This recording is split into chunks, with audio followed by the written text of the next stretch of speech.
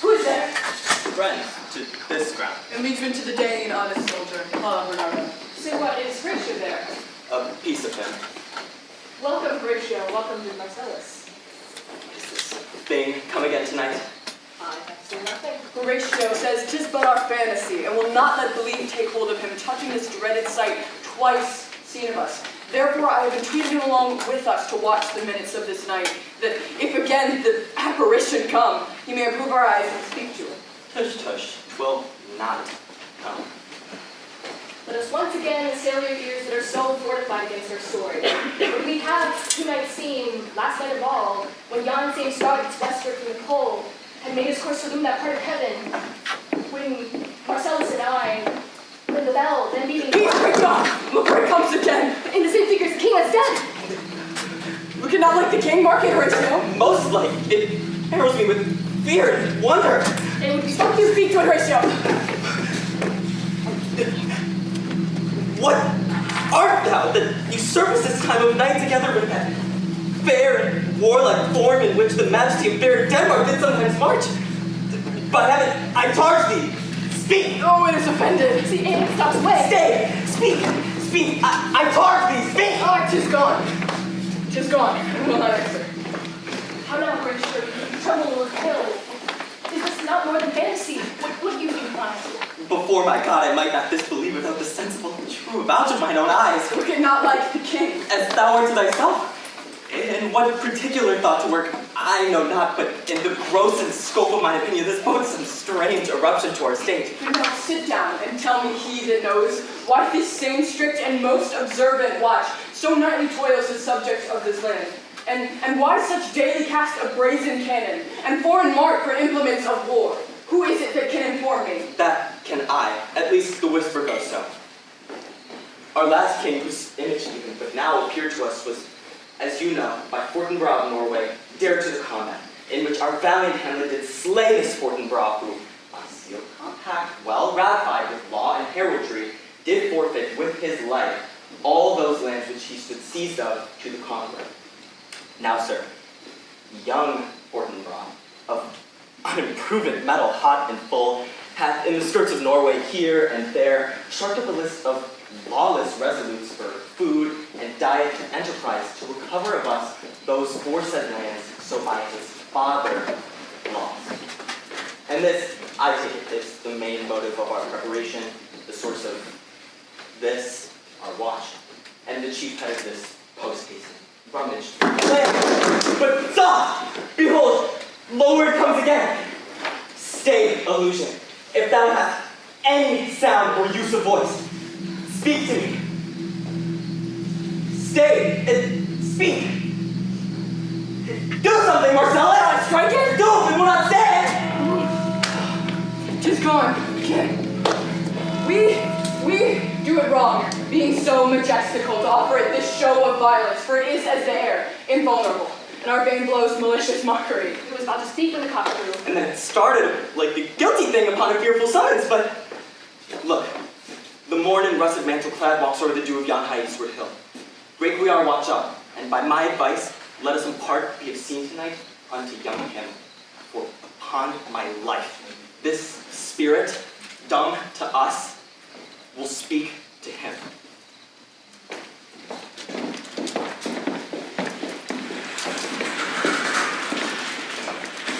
We yet have handed our dear brother death, then may be grieved, and that it is us befitted to bear our hearts in grief, and our whole kingdom to be contracted in one brow of woe. Yet so far hath discretion followed nature, that we with wisest sorrow think on him together with remembrance of ourselves. Therefore our sometime sister, now our queen, with mirth and funeral and with dirge and marriage, taken to wife. Nor have we here in bond your better wisdoms, which have freely gone with us a fair law. For all our thanks. Now follows that you know, Young Fortinbras, holding the least supposal of our work, from thinking by our late dear brother's death our state to be disjointed and out of frame, colleagued with the dream of his advantage. He had not failed to pester us with message importing the surrender of those lands lost by his father, with all bodies of law, to our most valiant brother. So much for him. Now for ourselves and for this time of meeting.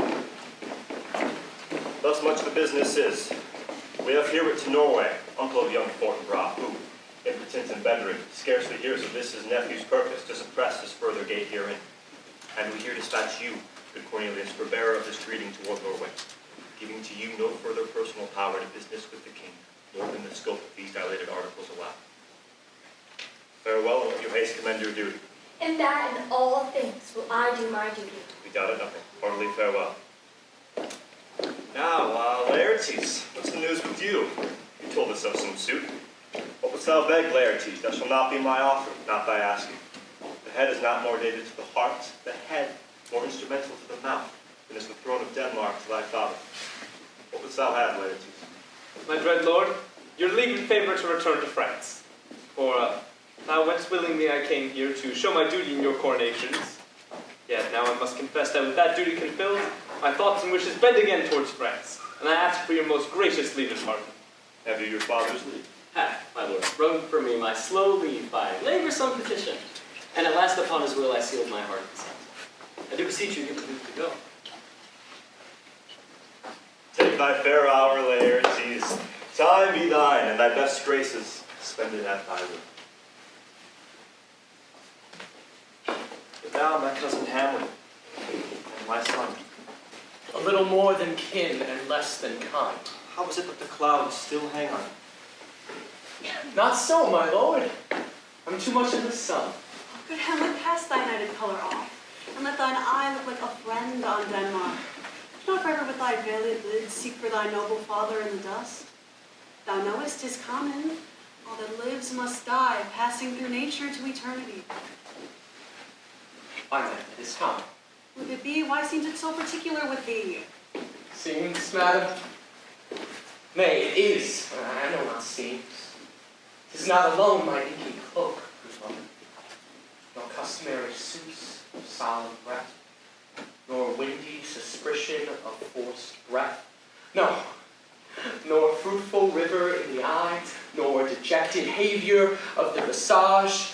These, together with all forms, smooth shapes of grief that denote me truth. For these indeed seem, as they are actions that amend my play. But I have that within which passes show. These but the trappings and the suits of woman. 'Tis sweet and commendable in your nature, Hamlet, to give these morning duties to your father, but you must know that your father lost a father. That father lost his, and the survivor bound in filial obligation for some term to do obsequious sorrow. But to preserve her in obstinate condolement is a course of impious stubbornness. 'Tis unmanly. We pray you, throw to earth this unprevailing woe, and think of us as of a father. For let the world take note, you are the most immediate to our throne, and with no less nobility of love than that which dearest father bears his son, do I impart toward you. As for your intent in going back to school in Wittenberg, it is most retrograde to our desire, and we beseech you, bend you to remain here in the cheer and comfort of our eye, our chiefest courtier, cousin, and our son. Let not thy mother lose her prayers, Hamlet, I beg thee. Stay with us. Go not to Wittenberg. I shall in all my best obey you, madam. Why? 'Tis a loving and fair reply. Be as ourself as in Denmark. Madam, come.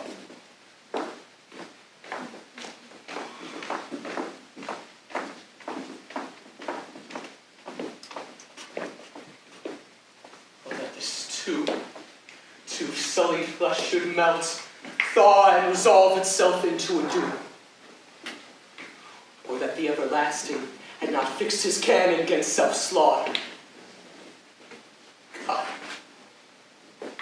God, how weary, stale, flat, and unprofitable seem to me all the uses of this world. Fine unto fine.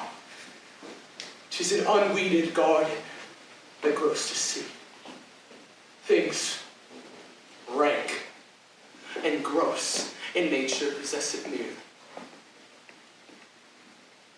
That it should come to this. 2 months dead. Nay, not so much, not 2. So excellent a king. It was to this Hyperion to a sailor, so loving to my mother, that he might not beteem the winds of heaven visit her face too roughly. Oh, heaven and earth, must I remember? Why she would hang on him, as if increase in appetite had grown by what it had fed on. Yet within a month, let me not think on its frailty, thy name is woman. A little month, or ere the shoes were old, which wished she followed my poor father's body. Like Niobe, all tears, why even she, oh God, a beast of discourse, that once reason would have mourned for longer. A little more. She married with my uncle. My father's brother, but no more like my father than I to Hercules. Why? It is a fast pace to take with such dexterity to incestuous sheets. It cannot, and it will not come to good. But break my heart, for I must hold my tongue.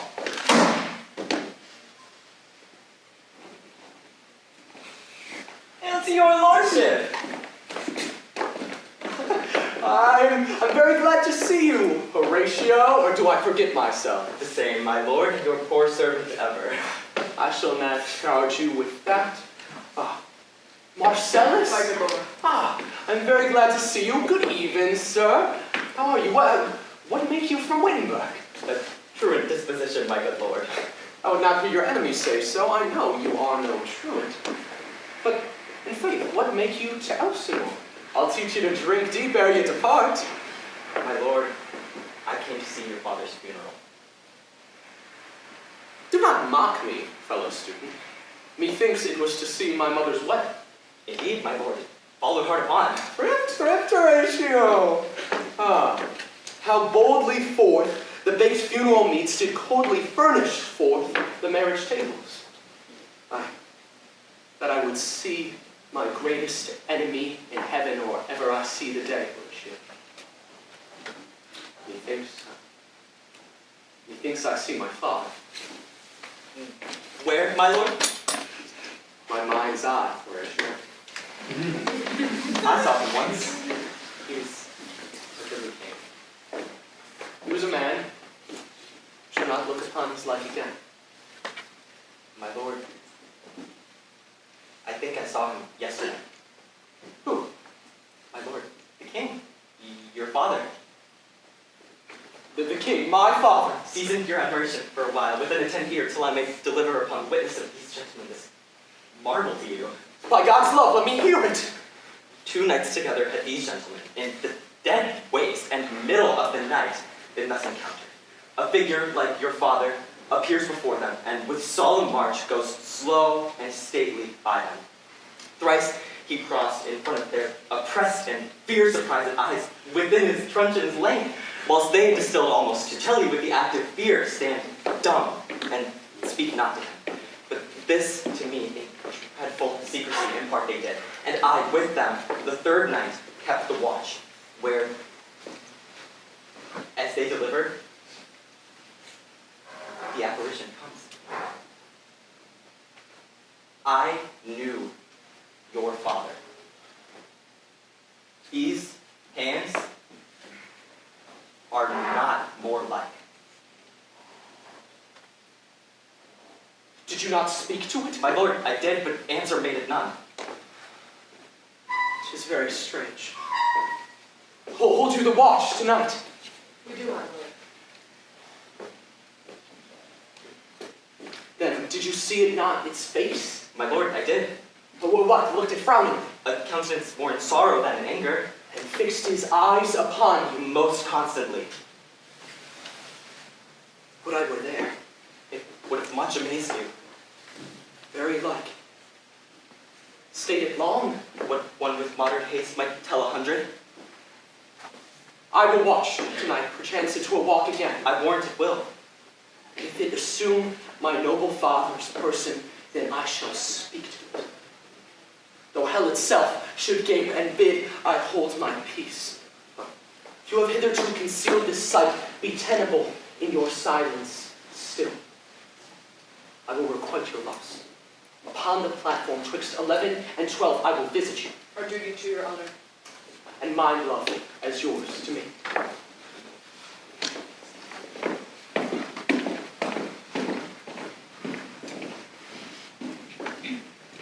My father's spirit in arms. All is not well. I doubt some foul play would where the night would come. Till then, sit still, my soul. Foul deeds rise, though all the earth will overwhelm them to men's eyes.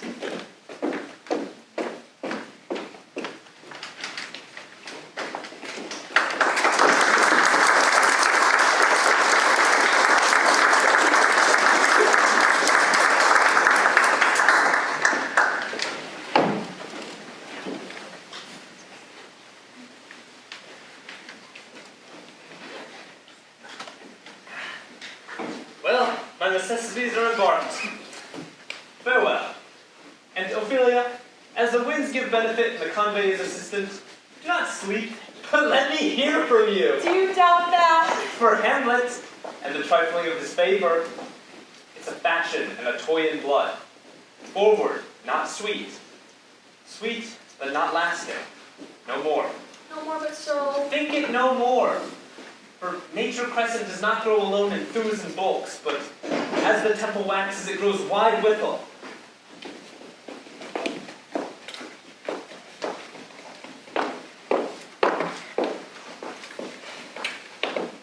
Perhaps he loves you now, and no dirt nor causal doth besmirch the virtue of his will.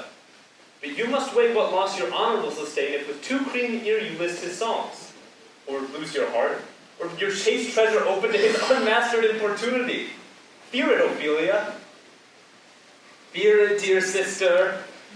Be wary then, for best safety lies in fear, and youth will rebel against itself, though none else near.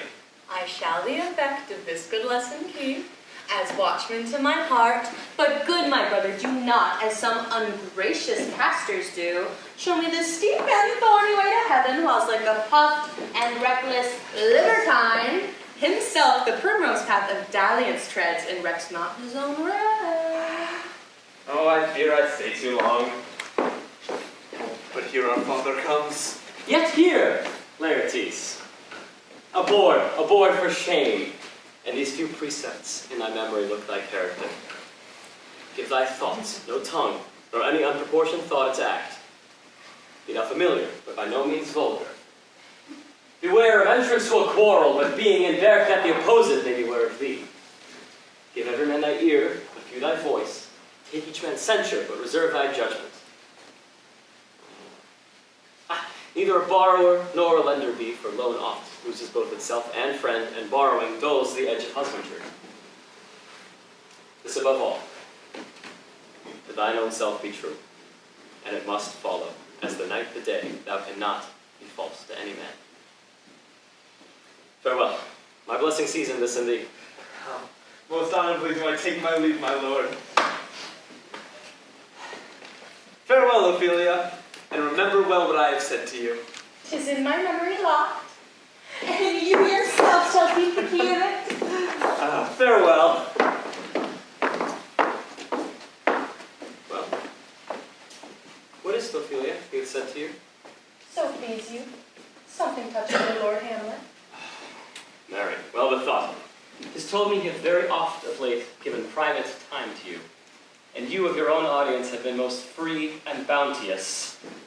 I must tell you, you do not understand yourself so clearly as it behooves my daughter and your honor.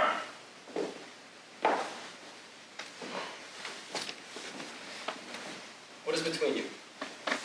Give me up the truth. He hath, my lord, of late given many tenders of his affection to me. Oh, affection.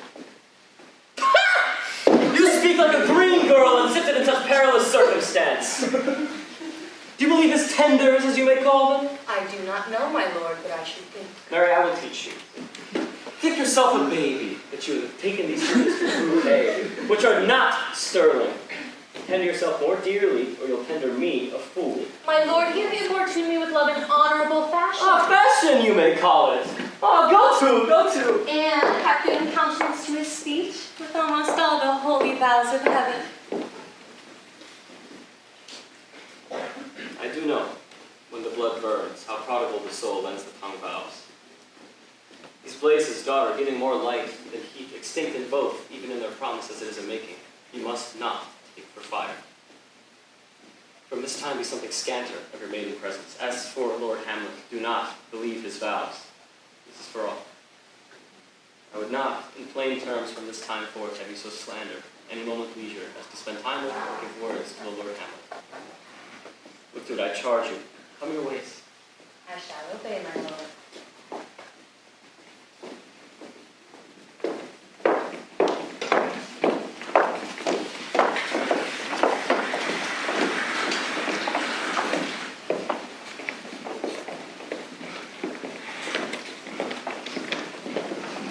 The air by surely, it is very cold. It is a eager air. What hour now? I think it lacks 12. No, it struck. It then draws near. The wind will want the spirit always want to walk.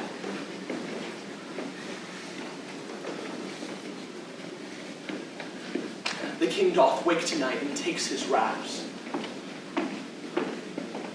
Look. It comes.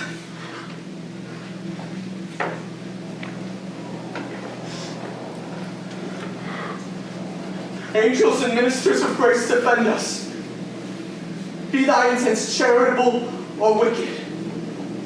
Thou comest in a most questionable shape. I shall speak to thee. I'll call thee Hamlet, King, Father, a royal Dane. Answer me! Let me not burst, but tell why thy canonized bones burst in death and burst forth from their cerements, making night horrid, and we fools of nature so horridly shaken with our disposition, with thoughts beyond the very reaches of our souls. Why is this? Wherefore? What is it? It beckons you, my lord, as if it summoned pardon to desire to you alone. Will not speak, then I will follow it. Do not, my lord. Why? What should I fear? I do not set my life at a pin's fee. It waves me forth still, I will follow it. What if it tempt you toward the flood, my lord? And there assume some other horrible form which might deprive your sovereignty of reason and draw you to madness? Think of it! The very place puts so many toys of desperation without more motive into every brain that looks so many fathoms towards the sea, and hears it roar beneath. It beckons me still. Go on, I will follow thee. You shall not go, my lord! Unhand me! Be ruled! You shall not go! My fate cries out. It makes every petty artery in this body as hardy as the Neiman lion's nerve. It waves me forth still. Unhand him! I will make him a ghost of he that lets me! Go on, I will follow thee. He waxes desperate with imagination. To what issue will this come? Something is rotten in the state of Denmark. Heaven will direct it.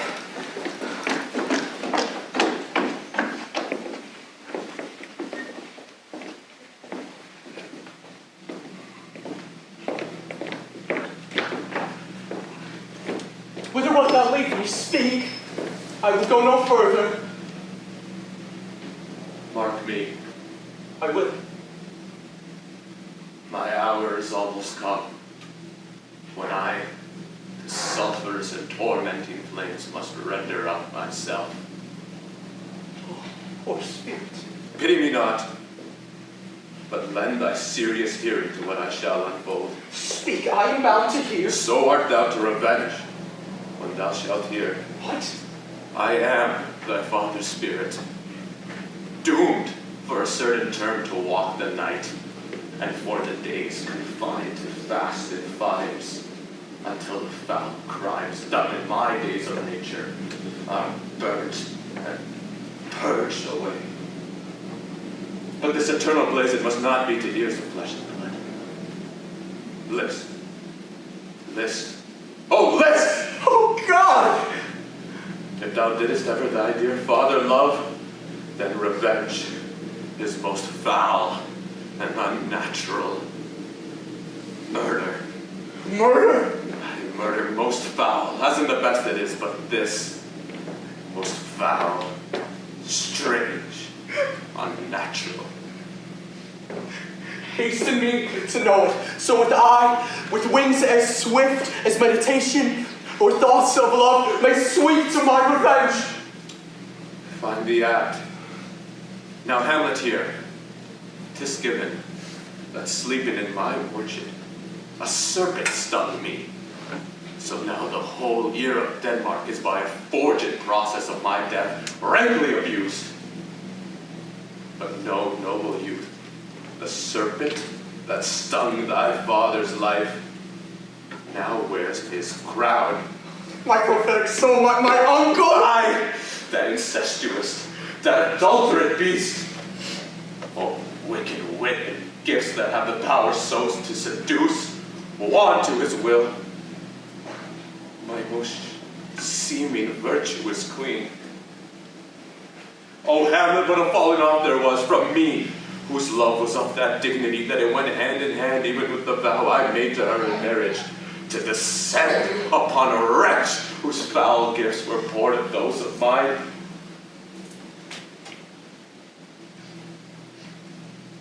But soft, methinks I scent the morning air. Brief let me be, sleeping in my orchard, my custom of the afternoon. Upon my secure hour thy uncle stole, with juice of cursed Habona in a vial, and in the porches of my ear did pour that leprous distilment. And thus I was sleeping by a brother's hand, of life, of crown, of queen, at once dispatched, cut off, even with the blossoms of my sin, no reckoning made, but sent to my account. Oh, horrible, most horrible! Let not the royal bed of Denmark be a couch of luxury and damned incest. But howsoever thou pursue this act, taint not thy soul, nor let thy soul contrive against thy mother aught. Leave her to heaven, and to the thorns that in her bosom lodged a prick and sting. Fare thee well at once.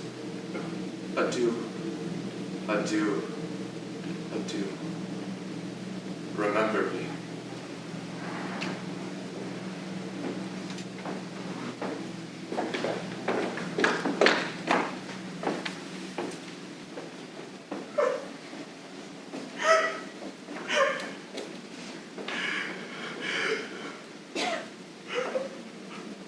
Oh, you host of heaven! Oh, earth! What else? And shall I couple hell? Hold my heart.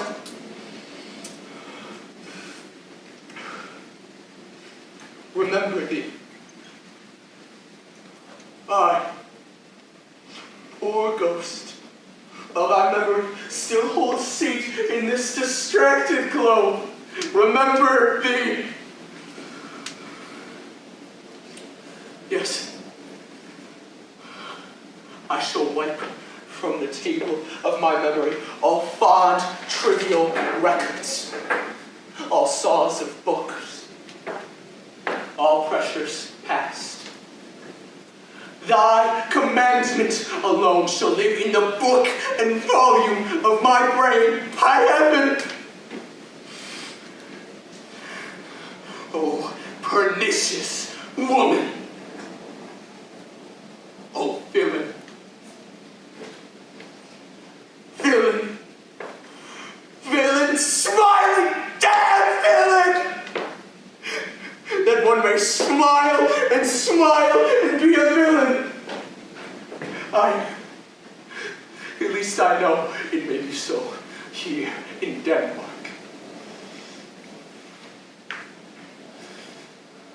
So there you are, uncle.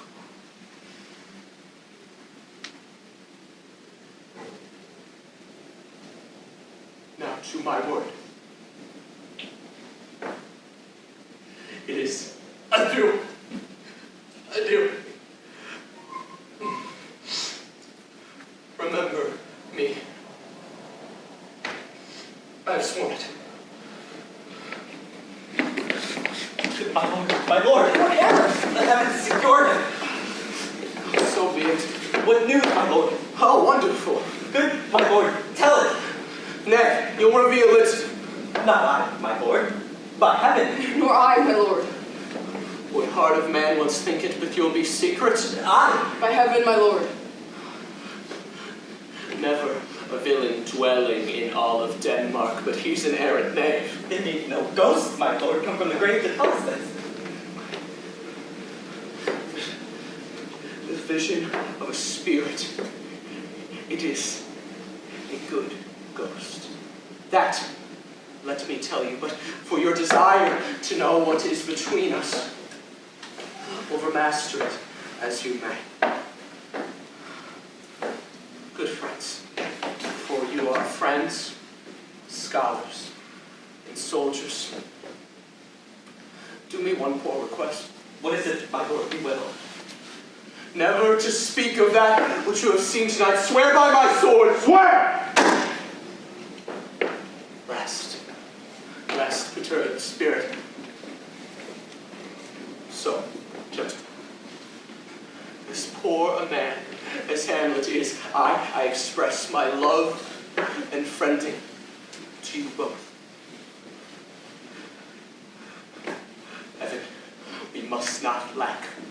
Go to it together, but still, your fingers upon your lips, I pray you. The time is out of whack. Oh, cursed spite. And ever was I born to set it right.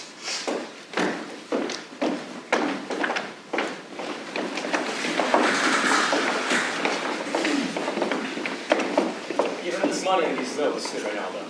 I will, my lord. You shall do marvelous wisely before you visit him to inquire of Laertes' behavior. My lord, I will attend it. Coming with you. Very well. Good, my lord.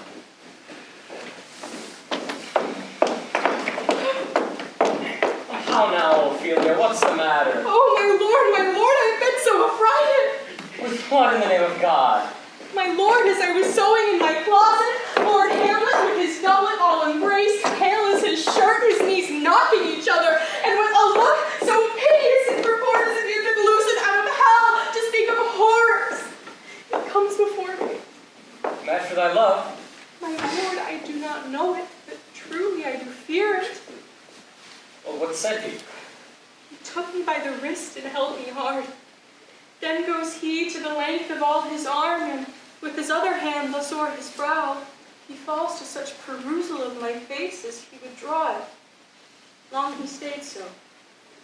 At last he raised a sigh so piteous and profound, as it did seem to shatter all his bulk and end his being.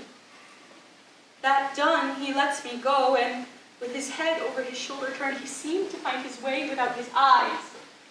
For out of doors he went without their helps, and to the last fettered their light on me. Come, go with me, we will seek the king. This is the very ecstasy of love, whose violent property forgot itself, and leads the will to such desperate undertakings as any passions under heaven, as if that doesn't fit into our natures. I'm sorry.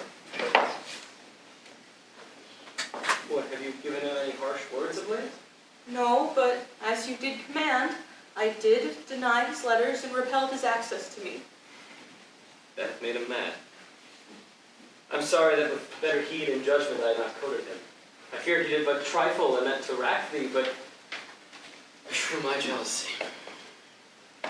By God, it is as proper to our age to cast beyond ourselves in our opinions, as it is common for the younger sort to lack discretion. Come, we go to the king.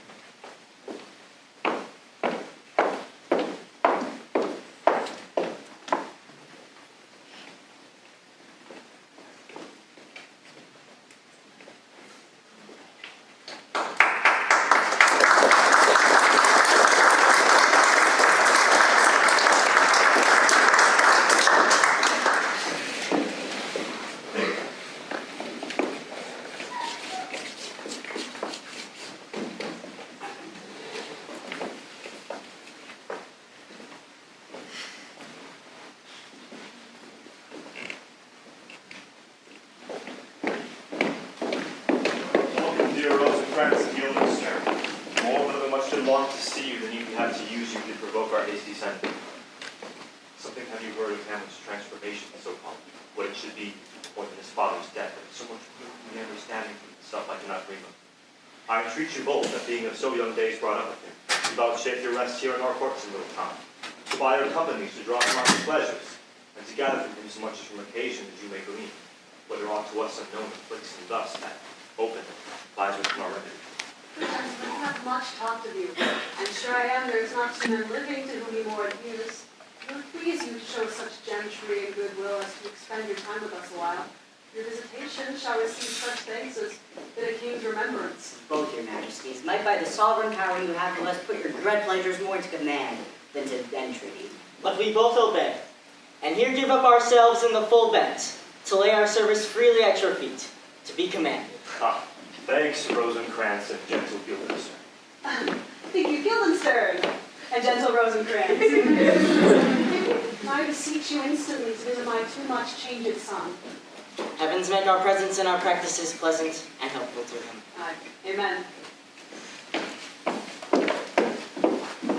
The ambassadors from Norway are joyfully returned. Oh, thou still hast been the father of good news. Have I, my lord?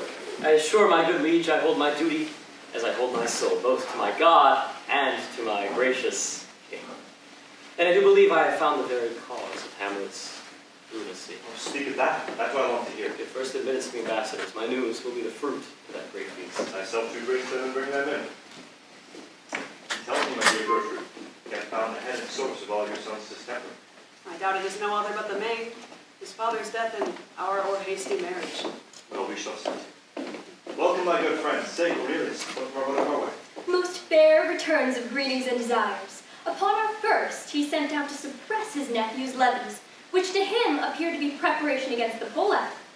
But, better looked into, he truly found that it was against your highness, where it grieved that so his sickness, age, and impotence was falsely borne in hand, sends out arrest on Fortinbras, which he in brief obeys, receives rebuke from Norway, and, in fine, makes vow before his uncle never more to give the assay of arms against your majesty. Whereon old Norway gives him an entreaty, herein further shown, that it might please you to give quiet pass through your dominions, for this enterprise, on such regards of safety and allowance as there are in set down. It likes us well. In a more considered time, we'll read, answer, and think upon this business. Meantime, we thank you for your well-took labor. Go to your rest. At night we'll feast together. Most welcome home.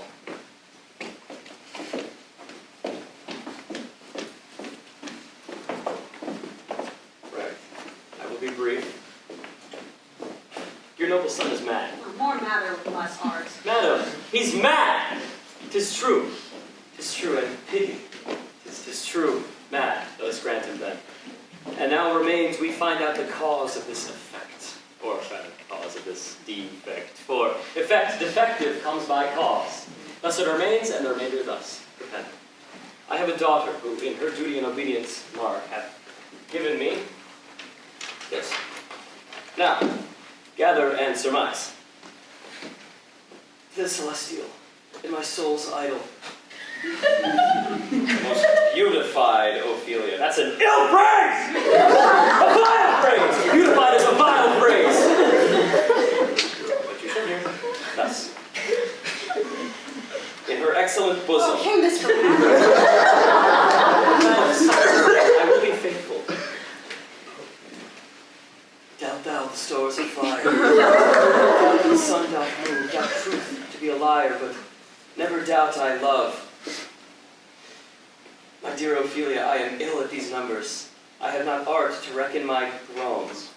But that I love thee best, oh most best, believe it, adieu.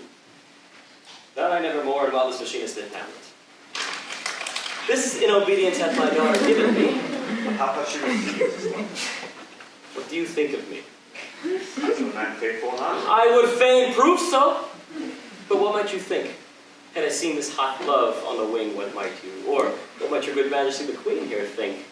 Had I played the desk and table book, or given my heart a winking, mute, and dumb, or looked upon this love with idle sight? What might you think? No, I went round to work. At prescripts gave her that she lock herself from his resort, admit no messengers, receive no tokens, which done, she took the fruits of my advice, and he, repelled, fell to his sadness. Thence to a fast, thence to a watch, thence to a weakness, thence to a lightness, and thus by declension, to the madness, where now he raves, and of course we all mourn for. Do you think this is? Maybe, very like. Take this from this. I will find the truth where it is hid, or maybe hidden deep within the center. How may we try further? You know, sometimes he walks 4 hours together here in your office. So he does indeed. At such a time, I'll lose my daughter. Be you and I behind an arras, then, mark the encounter. If you love her not, and be not the reason for his falling thereon, let me be no assistant to his state, but keep a farm and carters. We will try it.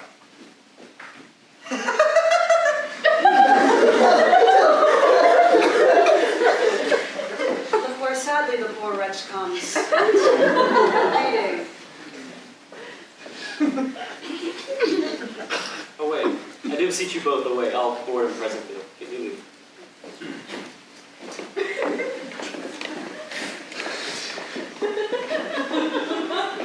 How does my good Lord Hamlet? Well, God of mercy! You know me, my lord. Excellent, Roial, you are a fishmonger. But I worry you were so honest a man. Honest, my lord? Aye. As to be honest in this world as it goes is to be one man in 10,000. Well, that's very true, my lord. For if the sun breed maggots in a dead dog, being a good kissing carrion, I... Have you a daughter? I have, my lord. Then let her not walk in the sun.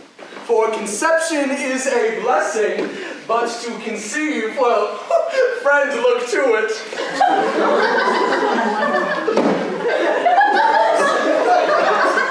Still LARPing on about my daughter, yet he knew me not at first. He called me a fishmonger! Oh, how sweet.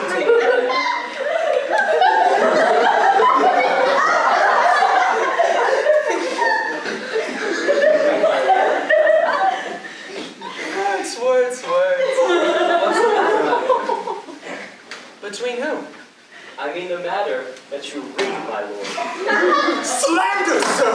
For the satirical rogue says here that old men have gray beards, wrinkled faces, and that their eyes purging thick plum tree amber, all of which I most powerfully and potently agree, but I would honestly not have it so set down, for you, yourself, would grow as old as I, if like a crab you could go backwards.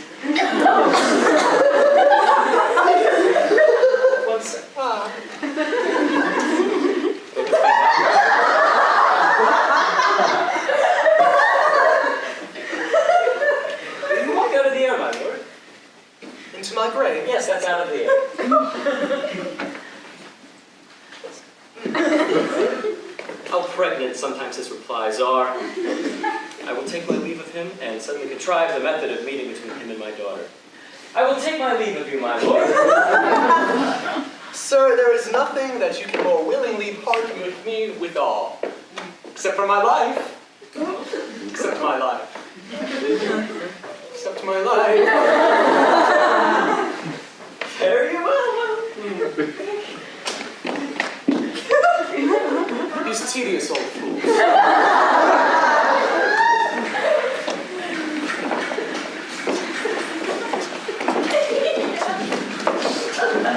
My honorable, dear lord.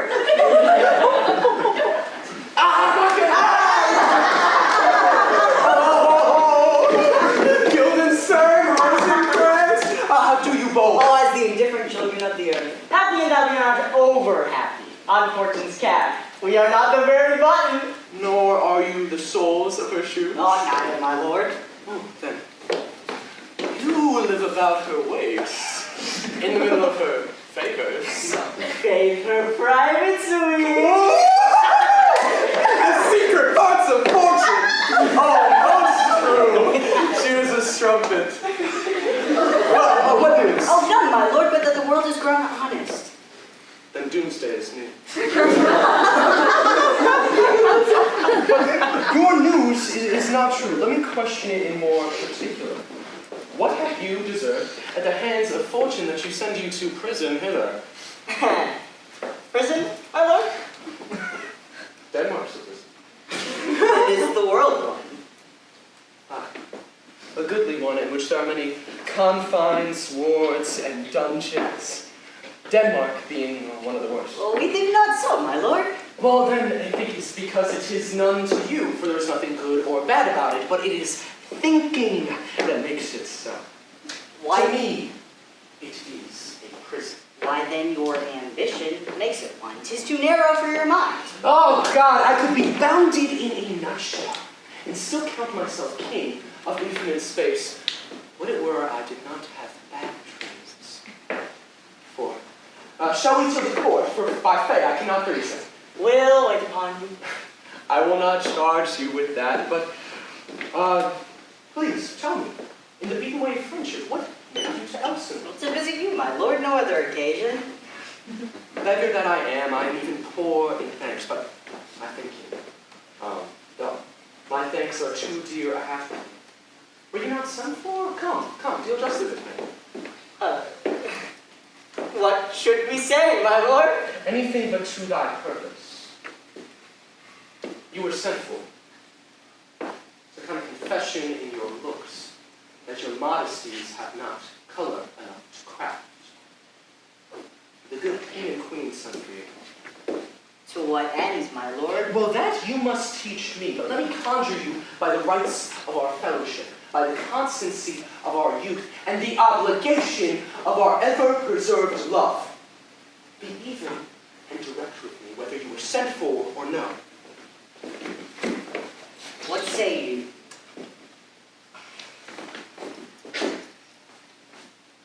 My lord, we were sent for. Uh-huh.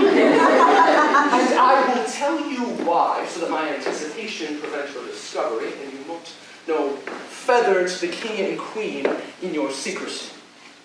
For where I know that, that's also my birth. But I've lost it all.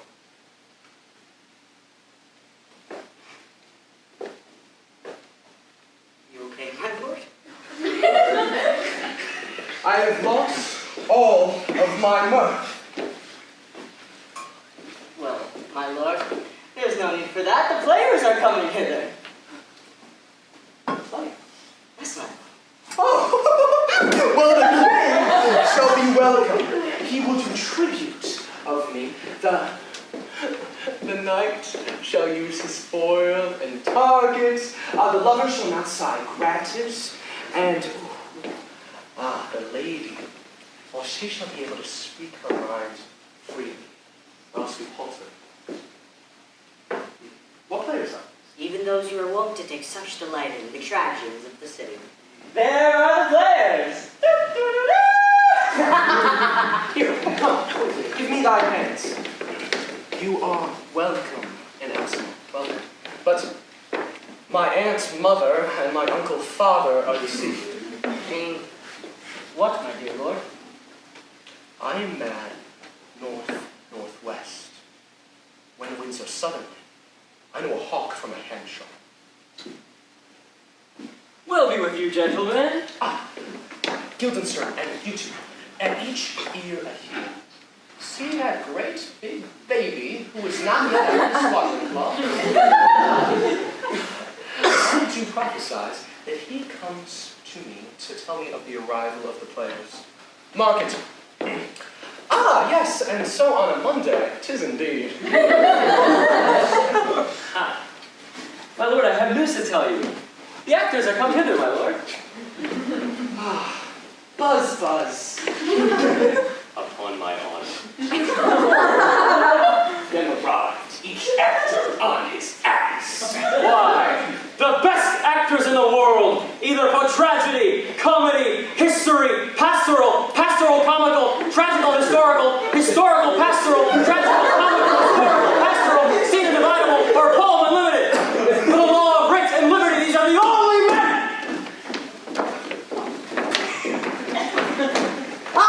You are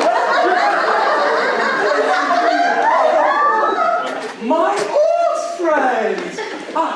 You give us a taste of your quality. Speak me a speech. What speech, my good lord? Did hear you speak me a speech once, but it was never acted.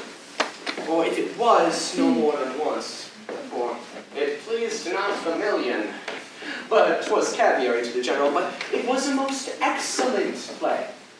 Well digested in the scenes, set down with as much modesty as cunning. If it lives still in the seat of your memory, begin at this line. Let's see. The rugged pews, with With sabled arms. The rugged peers, with sabled arms, hath now dread and complexion smeared with heraldry most dismal. Head to foot, he is now total gears, as he has been horridly tricked with blood of fathers, mothers, daughters, sons, baked and pasted in the streets that lend light to their lord's murder. The hellish peers, now, with eyes like carbuncles, old grandsire pretty sees. Everything continue on. For God, my lord. Well spoken, with good accent and good discretion.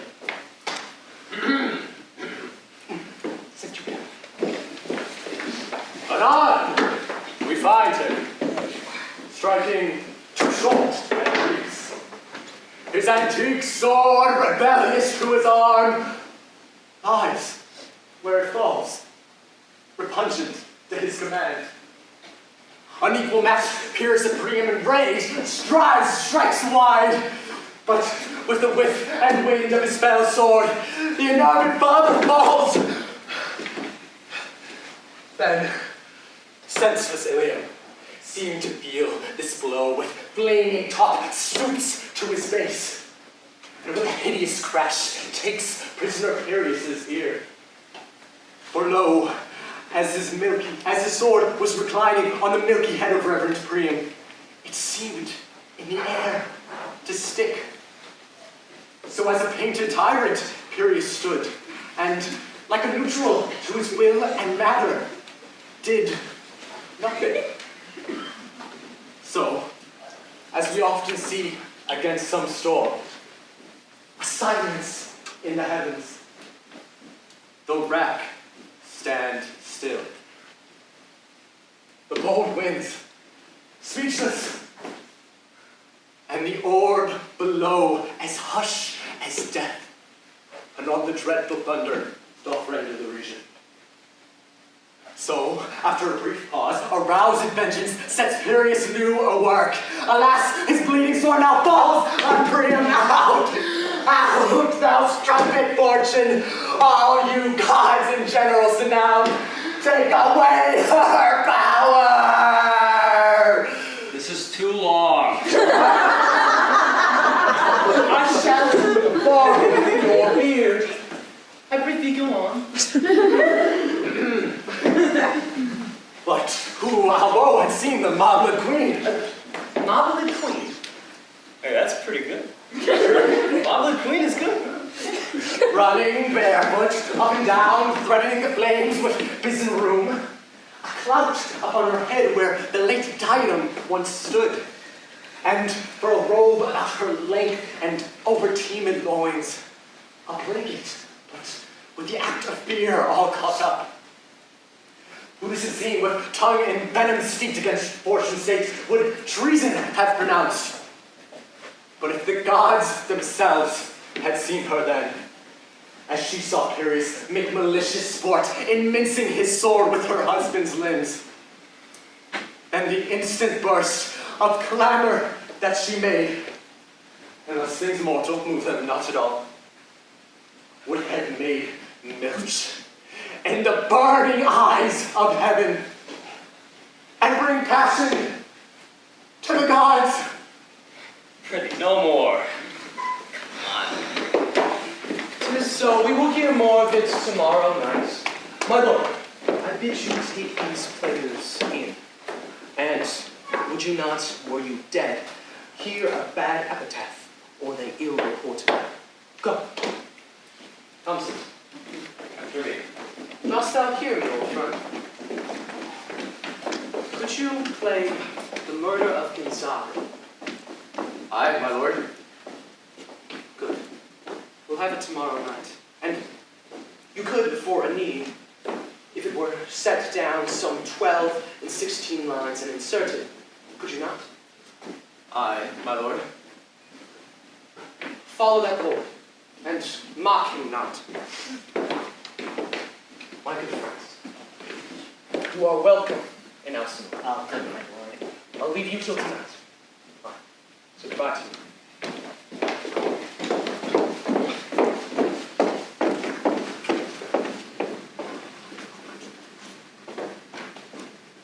Now I am alone.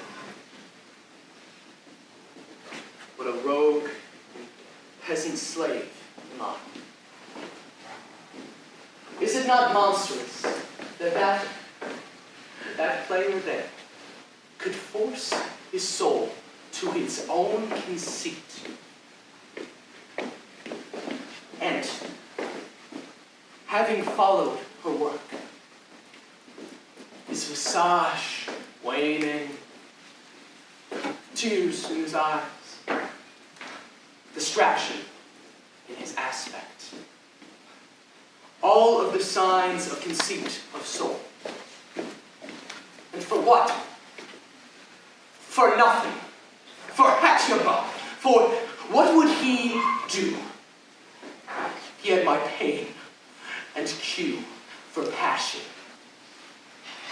Why, he would drown the stage in tears, cleave off the general ear with horrid speech, make mad the guilty, appall the free, confound the ignorant.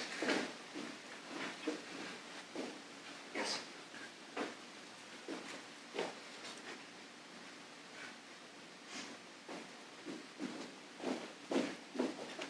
Oh. Bloody. Bawdy. Vivid. Treacherous, lecherous, remorseless villain. Am I a coward? For of this fair king dispatched, upon whose property and dear life a damned defeat was made. I sit still and say nothing, let go. What an ass am I? How brave. A son, tempted to revenge by heaven and hell, must unpack my heart with words like a whore and fall a swearing like a drab, like a stallion. Oh. I don't know. My mind. For I have heard guilty creatures who, just by the very cunning of a play that has struck their soul, have thus unpacked their malfactions for murder. While the body have not tongue, it's still an organ that sings. I shall have these players play a production close to that of the circumstance of my father's death. I shall watch mine uncle with tent upon his brow. And if he blench, I know my course. For the devil hath power to take an appealing shape. For this spirit that hath come to me might be the devil. And in my weakness and my melancholy abuses me to damn me. No, I will have grounds stronger than this. The play is the thing wherein I shall catch the conscience of the king.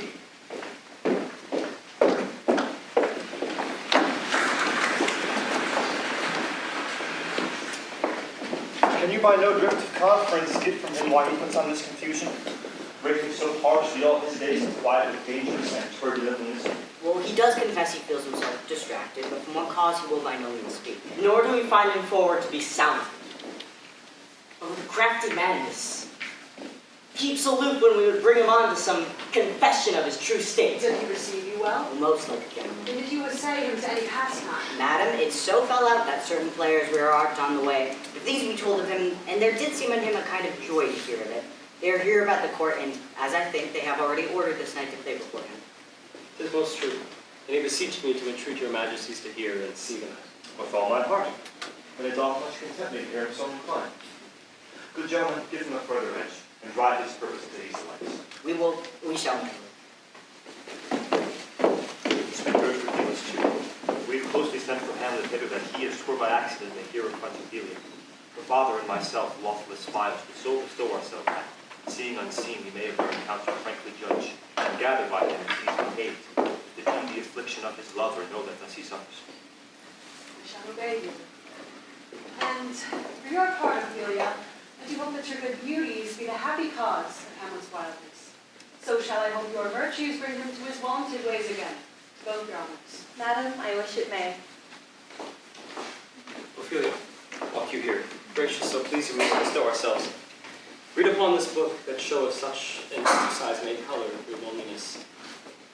I hear it. So treat my lord.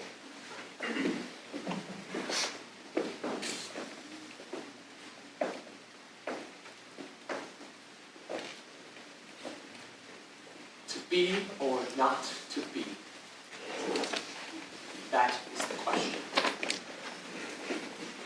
Whether 'tis nobler in the mind to suffer slings and arrows of outrageous fortune, or to take up arms against a sea of troubles, and by opposing and to die, to sleep no more. And by sleep, to say we end the heartache and the thousand natural shocks that flesh is heir to. 'Tis a consummation most devoutly to be wished. To die, to sleep, sleep or chance to dream. Aye.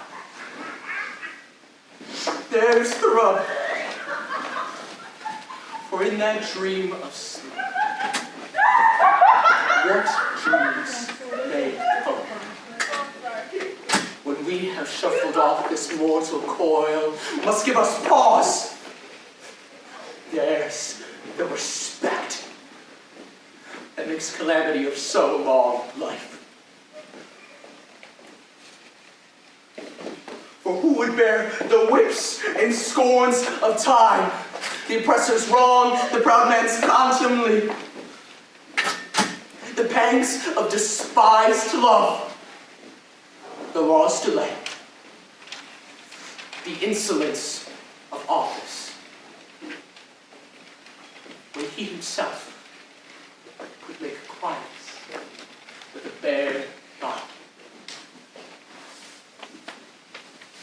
For who would Fardell to grunt and sweat under a weary life, would it were there were not some fear of death, the undiscovered country, that with which who are born, those traveler have no return, puzzles the will, makes us rather bear these ills than fly off to others we know not of. Thus, conscience does make cowards of us all. And thus, the native hue of resolution is sickly. It is pale, and enterprises of great pitch and motion turn awry and lose the name of action. But soft you now, comest the fair Ophelia, nymph and I arise, since be all my sins remember. Good, my lord. How does your honor for this man today? Humbly, I thank you well. My lord, I have remembrances of yours that I have long and long for you to deliver. I pray you now receive them. No, not I. I never gave you aught. My honored lord, you know right well you did. Are you honest? My lord. Are you fair? What means your lordship? Well, that if you be fair and honest, that honesty should admit no discourse to your beauty. Could beauty, my lord, have better commerce than with honesty? Aye, lady. For beauty would sooner turn honesty bar than honesty would turn beauty to its likeness.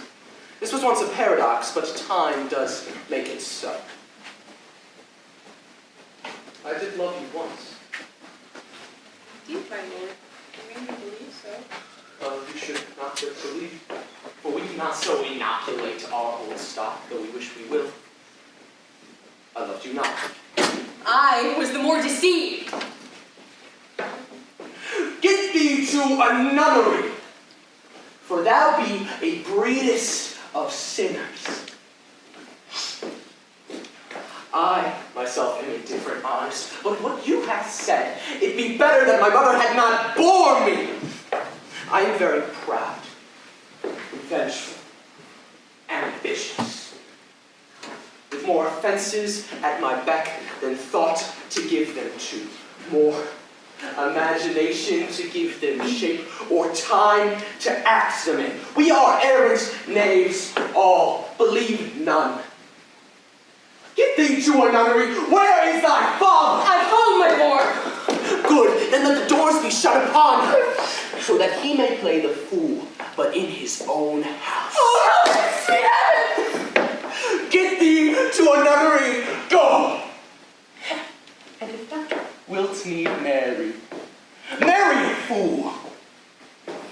For wise men know what monsters you murder.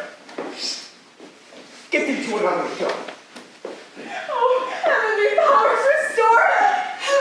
I have heard of your paintings too. God hath given you one face, and you make yourself another.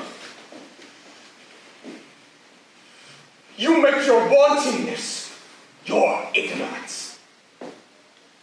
Well, no more of it! It hath made me mad! I say there will be no more marriage. all but one will live. The rest shall remain as they are. Give thee to a nunnery. Go, and quickly too!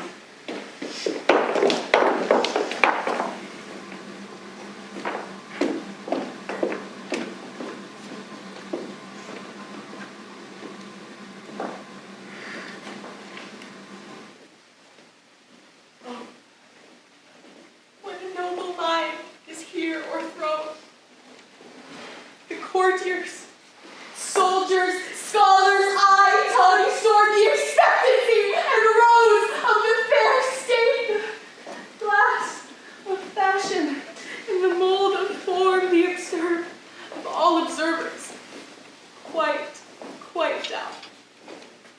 And I, of ladies most deject and wretched, that suck the honey of his music vows now seen, that noble and most sovereign reason, like sweet bells, jangled out of time and harsh, that unmatched form and stature of blown youth blasted with ecstasy.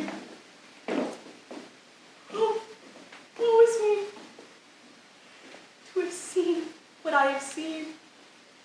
See what I say? Love, his affection came out that way, and nor in his state the relaxed form that it was not like madness. There's something in his soul over which his melancholy sits on broad, and I do doubt the action that this foe will be some danger. Which for it prevent I in quick determination to set it down. He shall speed to England. What think you, Hans? Shall do well. But yet I do believe the origin and commencement of his grief sprung from neglected love. I know, fear. You need not tell us what Lord Hamlet said. We've heard it all. My lord, do as you please, but if you see it fit, let his queen mother all alone entreat him after the play to show his grief. If she find him not, to England send him, or somewhere here, wisdom best shall. Shall we so? Madness from great ones must not unwatched us go.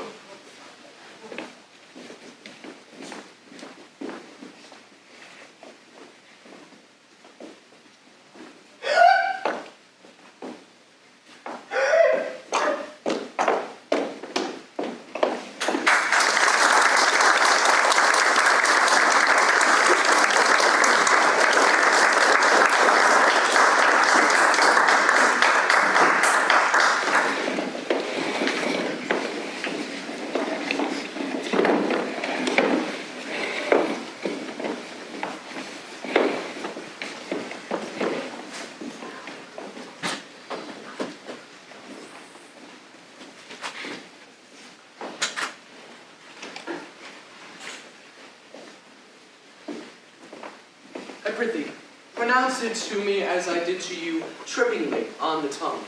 I warn, your honor.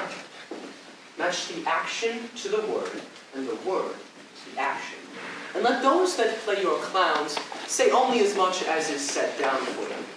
For there are some of them who will themselves start to make some barren group of spectators laugh too. All the while, they are missing the very question and answer of their action. It is villainous and lacks much ambition. Go thee now. Make ready.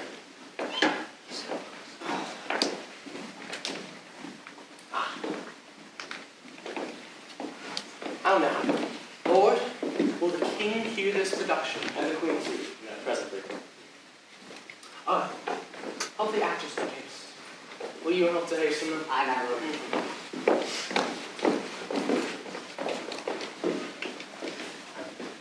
But ho, Horatio! Here's your glory at your service. Man, Horatio, thou art a man that I could never in conversation cope withal. Nay, good my lord. No, I do not joke, but as one in troubled times show no trouble. As one in fortune take both the buffets and the rewards. But enough of this. For tonight there will be a play, which is very much close to that of the circumstance of my uncle's death, of my father's death, at the hand of my uncle, which I told you about. Thus, I shall be watching on my uncle, and I hope that you shall too. And then we shall reconvene and discuss. Good, my lord. And if he steals off the whilst this play is playing it, I will pay for that. Good. Get you a seat. I must make haste.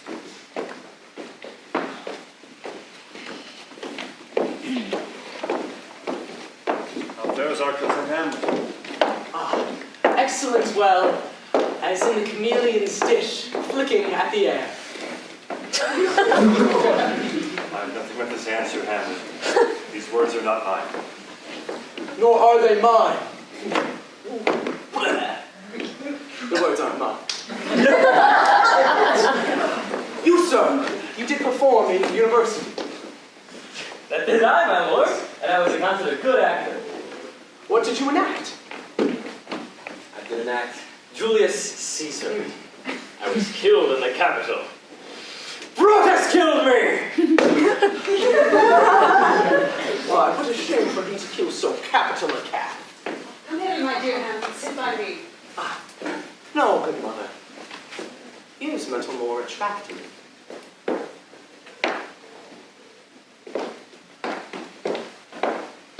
Oh, Marquez?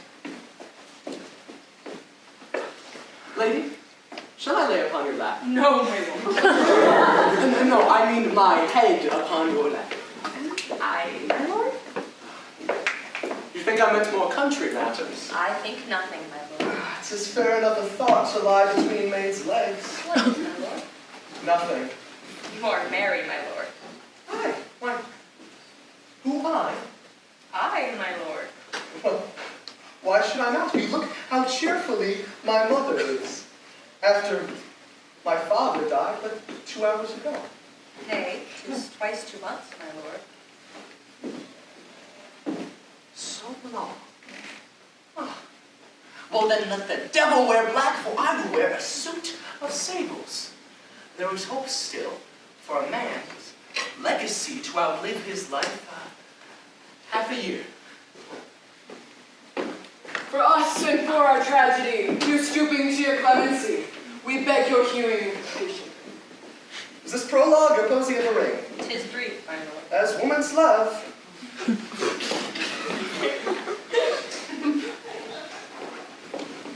For 30 times hath Phoebus' cart gone round, Neptune's salt wash and tells his orbit ground. And for 30 moons with borrowed sheen, about the world had times 1230s been. Since love our hearts and hymen in our hands, unite the mutual in most sacred bands. So many journeys may the sun and moon make us count o'er ere love be done. But woe is me, who are so sick of late, so far from cheer and from your former state, that I distrust you. Though I distrust, discomfort you, my lord, if nothing must. Faith, I must leave thee, love, and shortly too. My operative powers, their functions leave to do. So thou shalt live in this fair world behind, honored, beloved, and happily one as kind. For husband shalt thou. Oh, confound the rest! Such love must needs be treason in my breast. And second husband let me be accursed. None wed the second, but who killed the first. That's wormwood. The inference is that second marriage move are base respects of thrift, but none of love. A second time I kill my husband dead, when second husband kisses me in bed.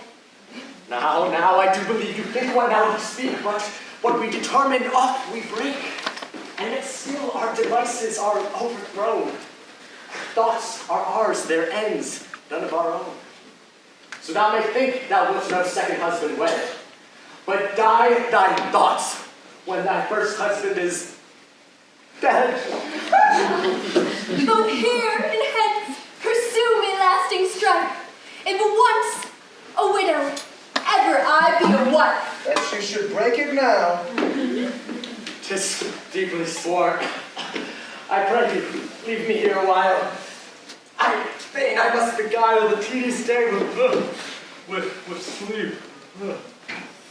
Sleep, rock thy brain, and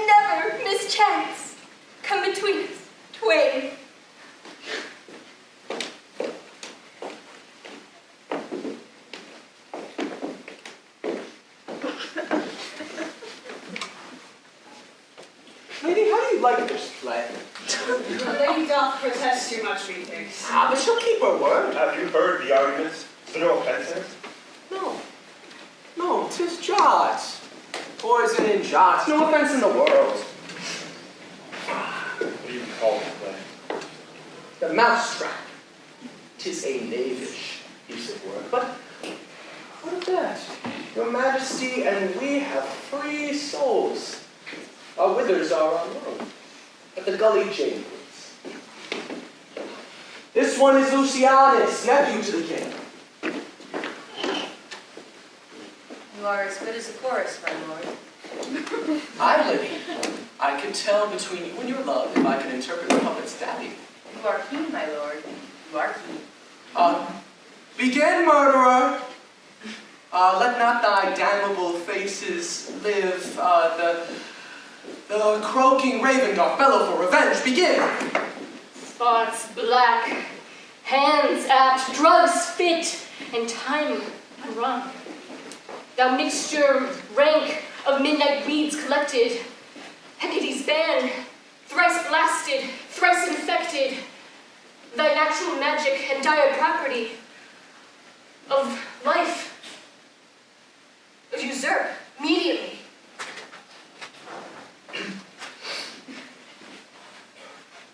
He poisons him in the garden for his estate. His name is Gonzago. You'll see anon how the murderer wins the love of Gonzago's wife. King rises. What, frighted with false fire? How fares my lord? Give on the flag! Give me some light! Away! Lights! Lights! Lights!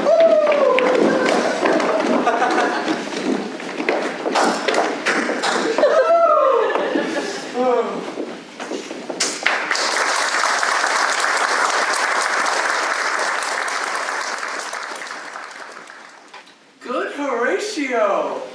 Didst perceive I will take the ghost sword at £1,000 Very well, my lord. upon the talk of the poison. I did very well know him. Woo-hoo! Yes, come, some music! Good, my lord, vouchsafe me a word with you. Sir, of old history. The king, sir, Sir, what of in his retirement, marvelous distempered. with drink? Sir. No, my lord, with collar. Well, then, your brightness would do better to show this to the doctor, for I would only perhaps, at his purgation, plunge him into more collar. Good, my lord, put your distrust into some other frame and start not so wildly for my affair. Sir, I am tame. Pronounce. The queen, your mother, in the most great affliction of spirit, has sent me to you. You are welcome. Hey, good my lord, this charity is not of the right breed. And thus your mother says your behavior hath struck her into amazement and admiration. Oh, so wonderful a son that can so astonish a mother. She desires to speak with you in her closet ere you go to bed. Oh, we shall hear her. Were she not 10 times on but do you have any further trade with us? My lord, you once did love me. And I do still, by the pickers and stealers. Good, my lord, what is your cause of distemper? You do surely bar the door upon your own liberty if you deny your griefs to your friend. Sir, I lack advancement. How can that be, when you have the voice of the king himself for your succession in Denmark? Aye, but yes, sir. The recorders! Go! We say thank you. Sir, wilt thou play upon this pipe? My lord, I cannot. I pray you. Believe me, I cannot. I do beseech you.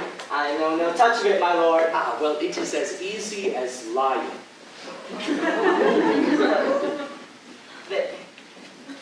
Cannot I command any utterance of harmony? I have not the skill. What a whole thing you make of me. For you say, you play me, you fret upon me. You pluck the heart out of my mystery. You sound me from my lowest note to the top of my compass. and there is much great music in this little instrument, and yet you cannot make it speak. Slut, do you think I'm easier to be played on than a pipe? Sword, you can fret upon me, but you cannot play me! My lord, the queen would speak with you in that presently. Why, sir? Do you see yonder cloud almost in the shape of a camel? By the mass, and 'tis like a camel indeed. Methinks it is like a weasel. His back like a weasel. Or like that of a whale? Yes, very much like a whale. And we shall come to my mother by and by. Leave me, friends. Leave me, friends.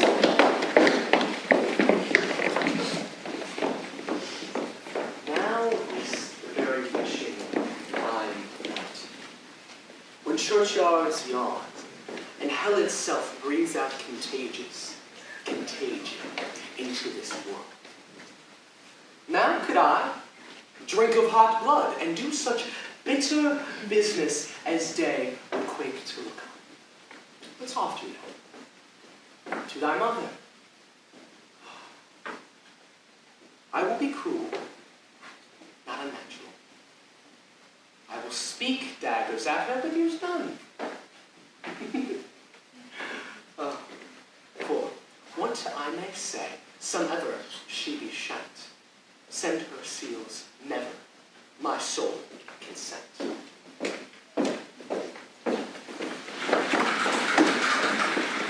My life cannot, nor stands it safe enough to let his madness rage. Therefore prepare you.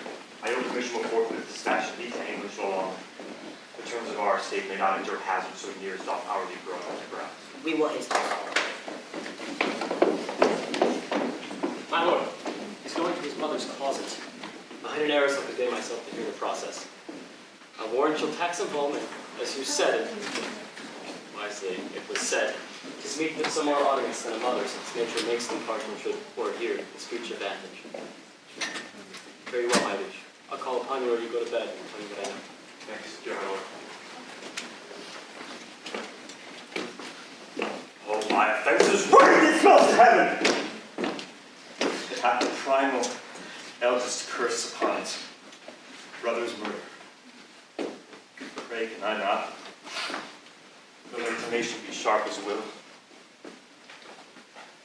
My stronger guilt defeats my strong intent. When I command a double business bound, I stand and pause where I shall first begin, and both neglect. What if this cursed hand were thicker than itself with brother's blood? Is there not rain enough in the sweet heavens to wash it white as snow? Whereto serves mercy but to confront the visage of offense?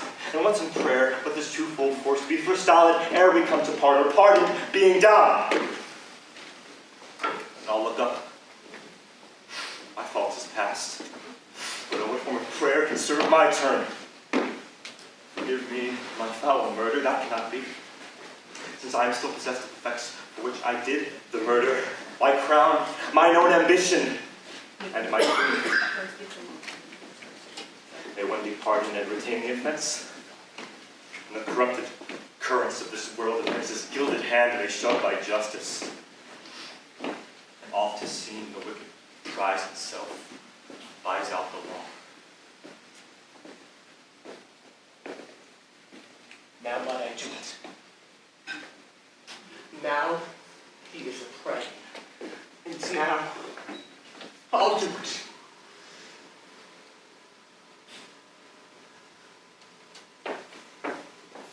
And so he goes to heaven. And so I'm revenged. That should be marked. A villain doth kill my father, and I, his sole son, do that same villain send to heaven. Am I then revenged? To take him at the purging of his soul when he is fit and seasoned for passage? No. sword. There's no you a more horrid head.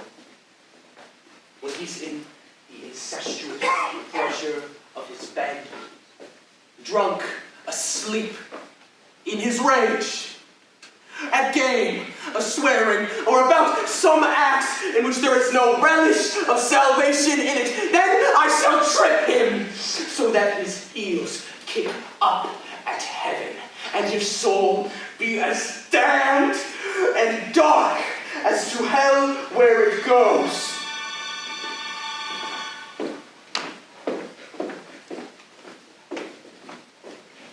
My words fly up. My thoughts remain below. Words without thoughts never to heaven.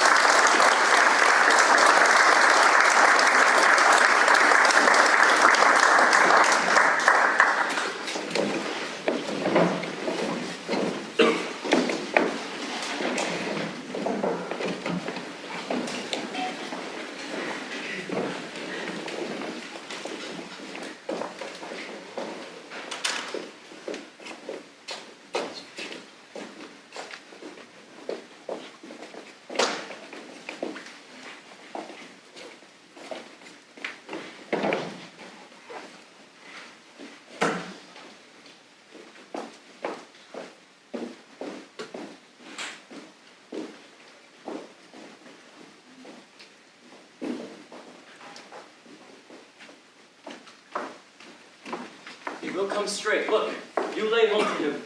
Tell him his pranks have been too broad to bear with, and that we have screened between much hate and him. I'll silence me even now. Look, you'll be round with him. Mother! Mother! Mother! I warned you, fear me not. Now, withdraw. I hear him coming. Mother, what's the matter now? Hamlet, thou hast thy father much offended.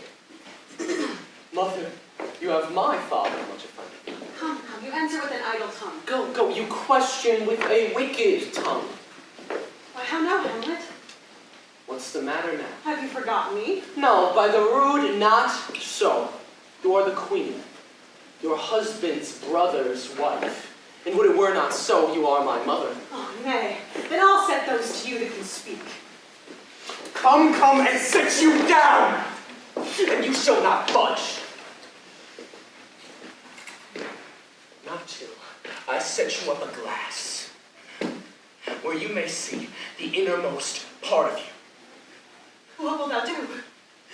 Thou wilt not murder me? Help! Help! Help! What? Help! Help! How now? A rat!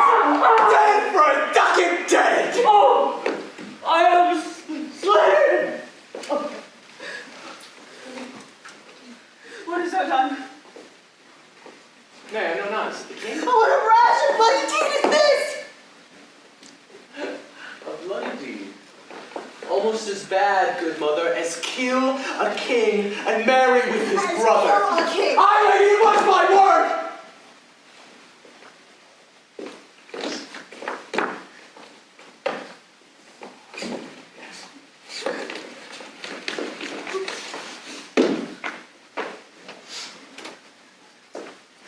Thou wretched, rash, intruding fool. Farewell. I took thee for thy better.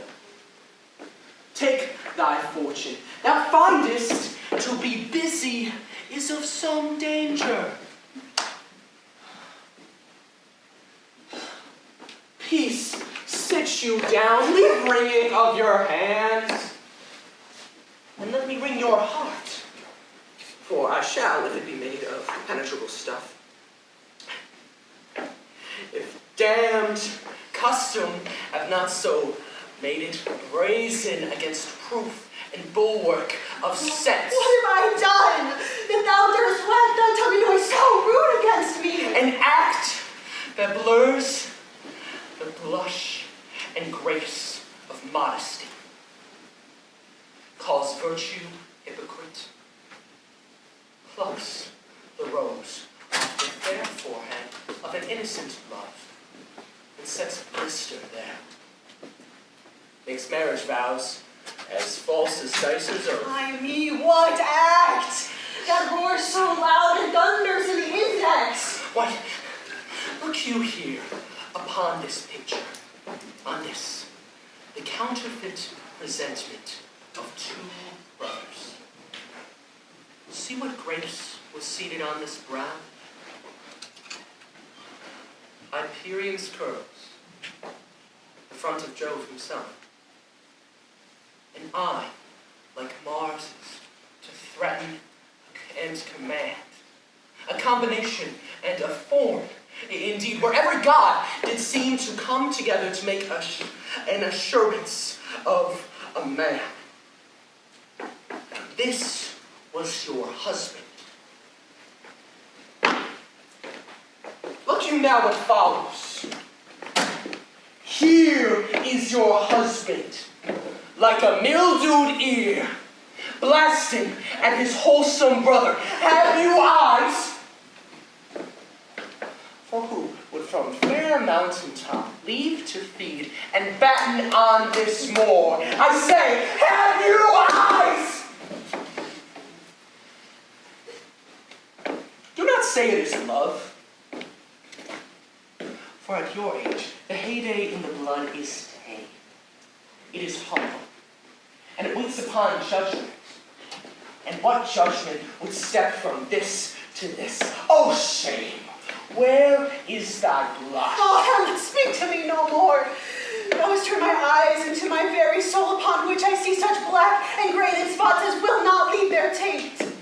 But to live in the rank sweat of an inseminate bed, stewed in honeying, corruption, and making love. Speak to me no more. These words like daggers enter my ears no more, sweet Hamlet. A murderer and a villain! More!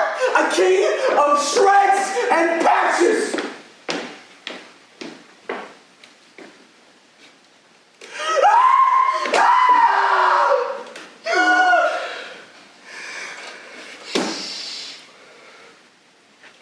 Save me!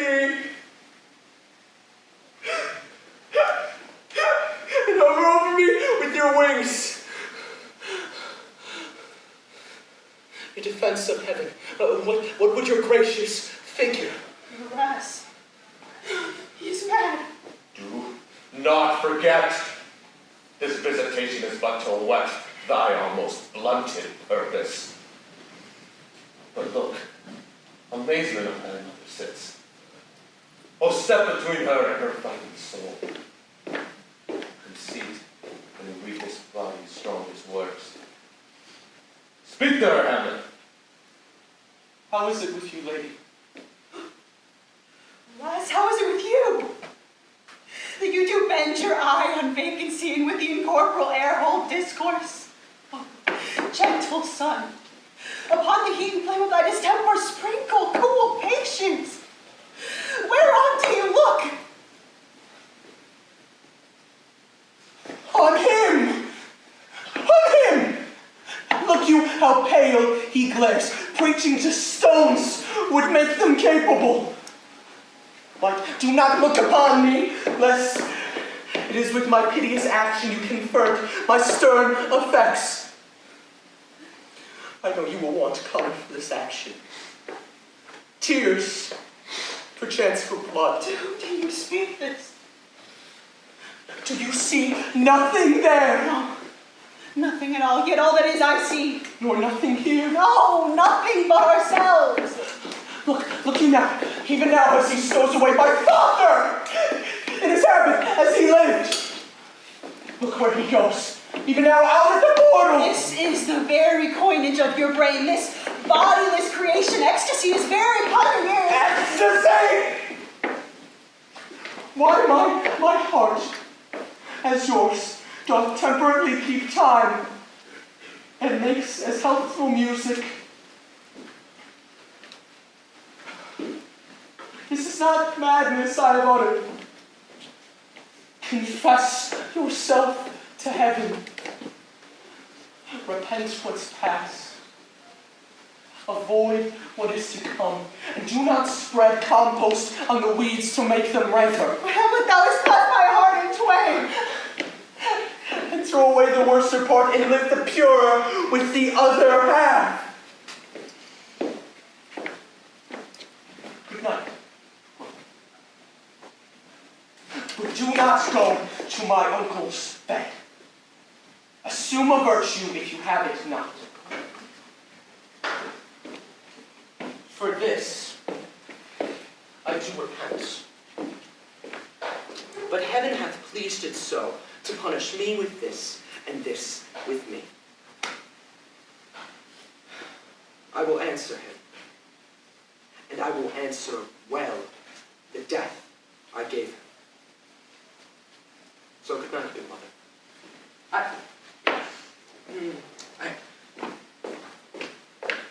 I am cruel, only to be kind. No, the bad begins and the worse remain behind.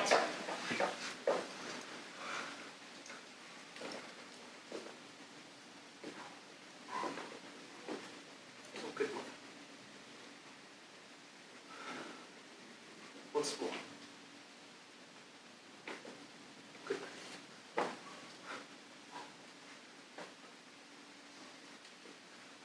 I must to England.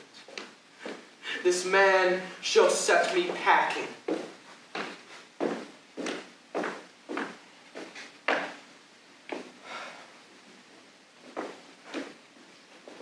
You know,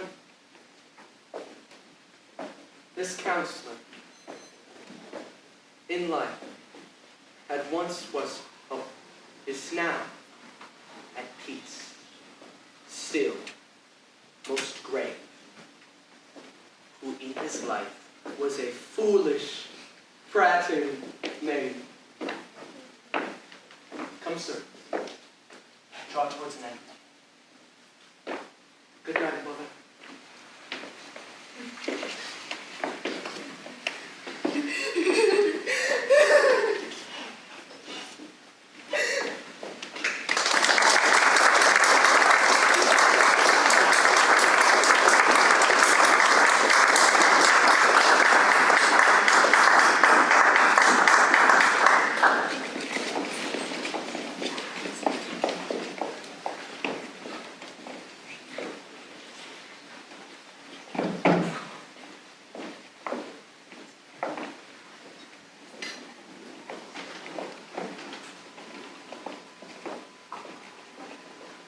Matter in these sighs, these profound heaves, we must translate so we can understand it. Where is your son? So this place on this little while. Oh my own Lord, what I have seen tonight. What? Gertrude, how does Hamlet? Mad! As the wind and the sea would both contend which is the mightier. In his lawless fit behind the arrows, hearing something stir, whips out his rapier, cries, a rat, and in this brandish apprehension, kills the unseen good old man. Oh, happy deed! Had been so with us, had we been there. This liberty is full of threats to all, to you yourself, to us, to everyone. Alack, how should this bloody deed be answered? It will be laid to us. Where is he gone? To draw apart the body he hath killed, or whom his very madness shows himself pure, he weeps for what is done. Gertrude, come away. The sun no sooner to the mountains touch, but we will ship hence. And this vile deed with all our majesty and skill must both countenance and excuse. Ho! You, sir! Friends both, will join us in further aid. Hamlet in madness hath Polonius slain, and from his mother's claws hath he dragged him. Go seek him out, speak fair, and bring the body to the chapel. I pray you, hasten this! Come, Gertrude. We'll call upon our wisest friends and tell them what we planted you and what's untimely done. Oh, come away! My soul is full of discord and dismay.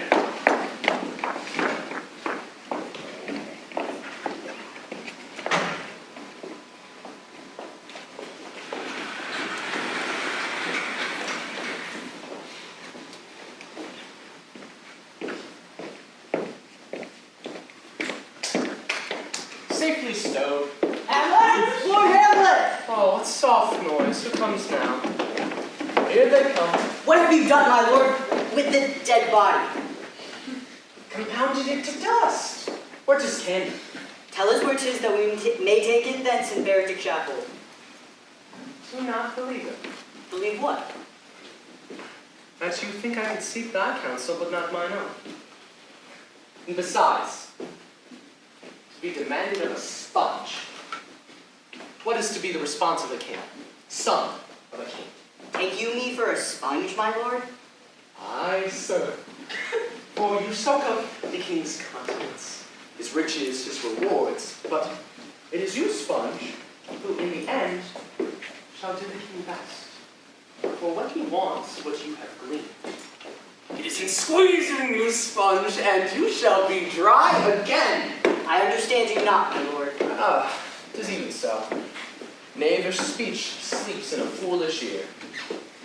My lord, you must tell us where the body is and go with us to the king. Oh.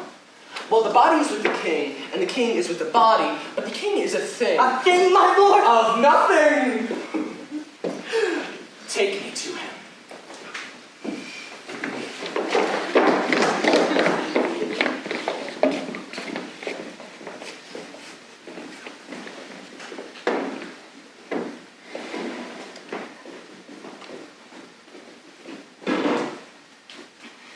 I have sent to seek him and to find the body.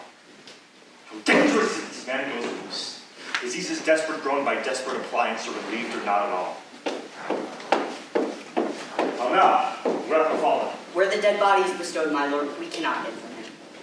Bring him before us. Ho, bring in the lord!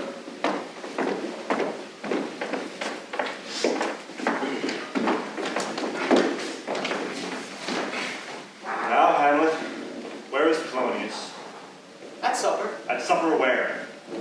Not where he eats, but where he is eaten. See, there is a certain complication of political worms, as worms are employed for diet, and we fat all else creatures to fat ourselves. So, we are all eaten by Megan. We are your lean beggar and your fat king. 2 dishes to 1 table. Alas, alas! You know, a man might fish with the worm that hath eaten the king, and then he may eat of that fish that hath eaten the worm. What does that mean by this? Only to show you that how a king may be digested in the guts of a beggar.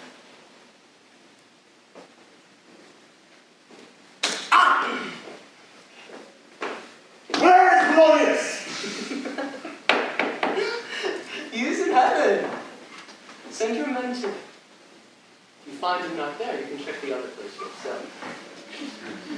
But if you do not find him within a month, you shall nose him up as you go up those stairs to the lobby. Hamlet, this for thine especial safety must send thee hence with fiery quickness. Therefore prepare thyself for England. For England? Aye, Hamlet. Good. So it would be if thou knewest our purposes.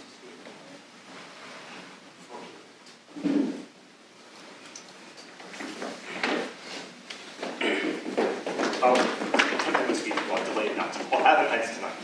Away, for everything is less leans on the affair. I pray you, hasten this! In England, if thou holdst my love at aught, thou mayst not coldly set our sovereign process, which imports at full, with letters congruing to that effect the present death of Hamlet. Do it, England, for like the hectic in my blood he rages, and thou must cure me.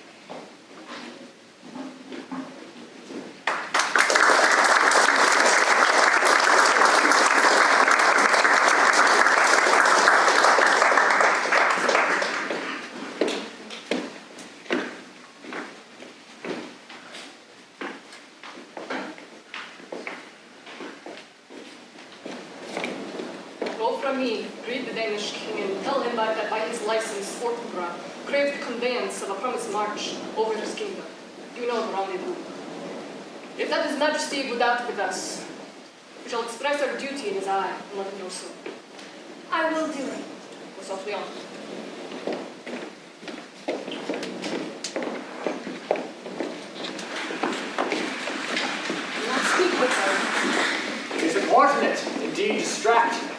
Who will needs be pitied. What would she have? She speaks much of her father, spurns enviously at straws, and speaks things in doubt that make but half sense. They bush them up, the words, and use them to fit their own fancies, to make one think there would be thought behind them, yet nothing sure, and as much unhappily. For good she was spoken of, for she makes through dangerous conjectures in her creative minds. Darkman, my sick soul, each choice seems prologue to some great amiss. So full of artless jealousy as guilt, it spills itself in fearing to be spilled. Where is the beauteous majesty of Denmark? How now, Ophelia? How should I your true love know from another one? By his concho hat and staff, or his sandal shoe. Alas, sweet lady, what imports this song? Say you? Nay, pray you, mark. He is dead and gone, lady, he is dead and gone. At his head a green grass turf, at his heels a stone. Ah! Nay, but Ophelia. Pray you, mark!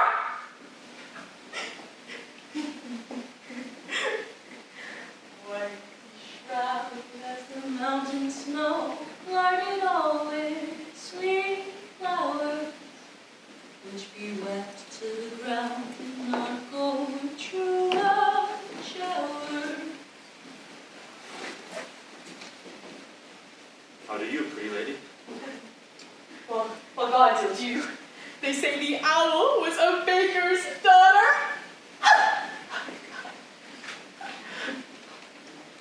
Lord, we know what we are, but not what we may be.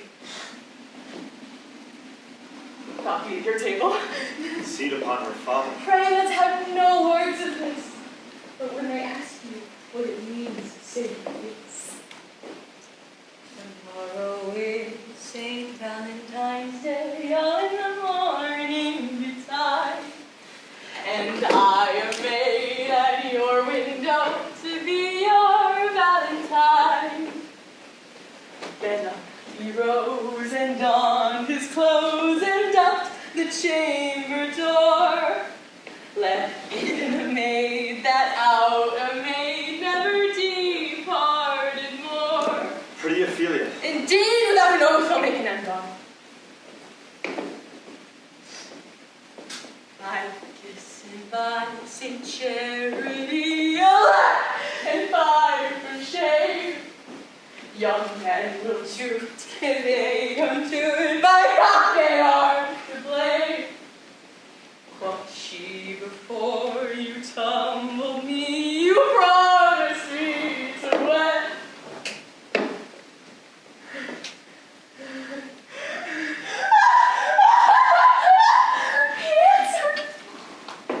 So what I had done by yonder sun, now it's not come to my head. How long has she been with us? I hope all will be well. We must be patient, but I cannot choose but wait to think they should lay him in the cold ground.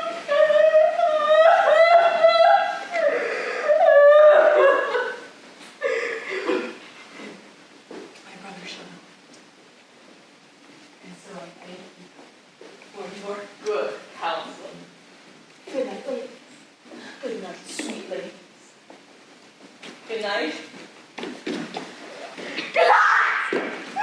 Follow her close. Give her good watch, I pray you. This is the poison of deep grief. It springs all from her father's death. And now behold! Oh, Gertrude, Gertrude. Sorrows come, they come not in single spies, but in battalions. First your father slain. Next, your son gone, and he most violent author of his own just remove. The people muddy, thick, and unwholesome in their thoughts, whispers for good Monius' death. And we have done but greenly and hugger mudder to inter him. Poor Ophelia, divided from herself and her fair conscience, without the which we are but pictures or mere beasts. Last and as much containing as all these, her brother has in secret come from France. feeds on his wonder, keeps himself in the clouds, and wants not buzzards of pestilent speeches of his father's death to infect his ear with thoughts, the which will nothing do but stick our person to arraign in ear and ear. Oh, Gertrude, this, like to a murdering piece in many places, gives me superfluous death. What noise is this? A 10. Where's my switchers? Let them guard the door. Save yourself, my lord. Young Laertes in a riotous head overbears your officers. The rabble call him lord, and as the world were now but to begin, customs forgot, antiquity not known. The ratifiers and props of every word they cry, choose we, Laertes shall be king. Caps, hands, and tongues applaud it to the clouds. Laertes shall be king. Laertes king.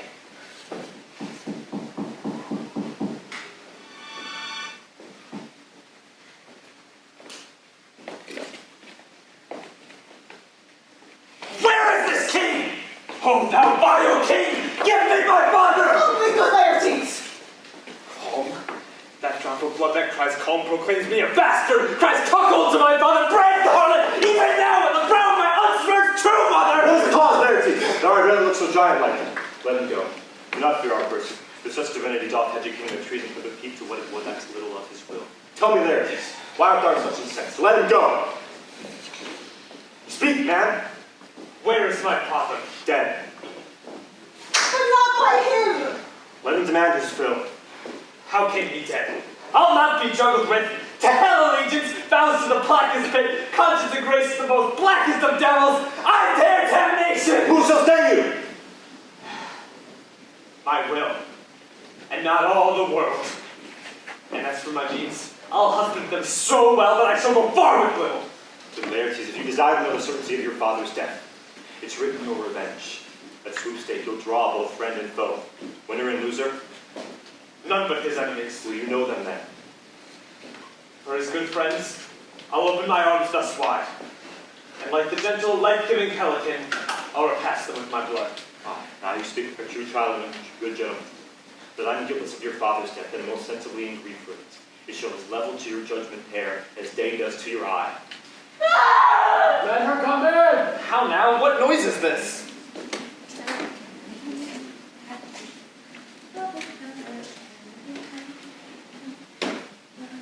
Oh, heat, try out my brains. Tears 7 times burn out the salt and virtue of my eye.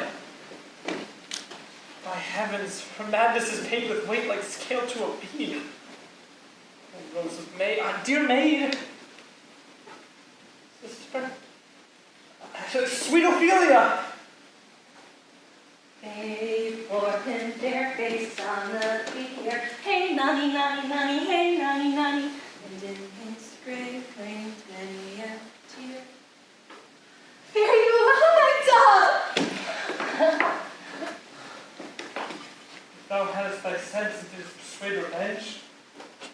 Cannot move me thus.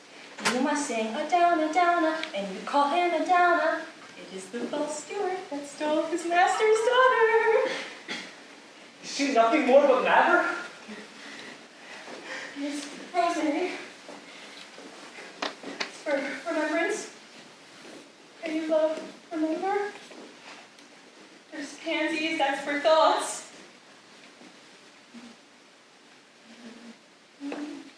Documented madness. For reasons and thoughts should be fitted. There's fennel for you, and columbines. There's rue for you. And here's some green. We may call it herb of grace of Sundays. You must wear your rue with the difference. Here's a daisy. I would give you violets, but they wither out with my father's eye!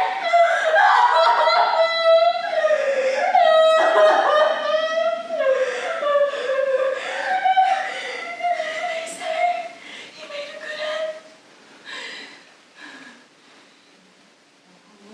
Bonnie, sweet Robin, is all my joy.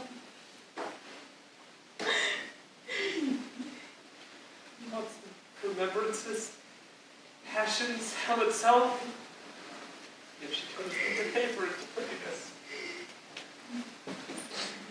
Will he not come again? Will he not come again? No, he's dead. Go to thy deathbed. You will never come again. His beard was white as snow. All flaccid was his coat. He's gone. He's gone! And we cannot see him. No! God have mercy on his soul! No, please!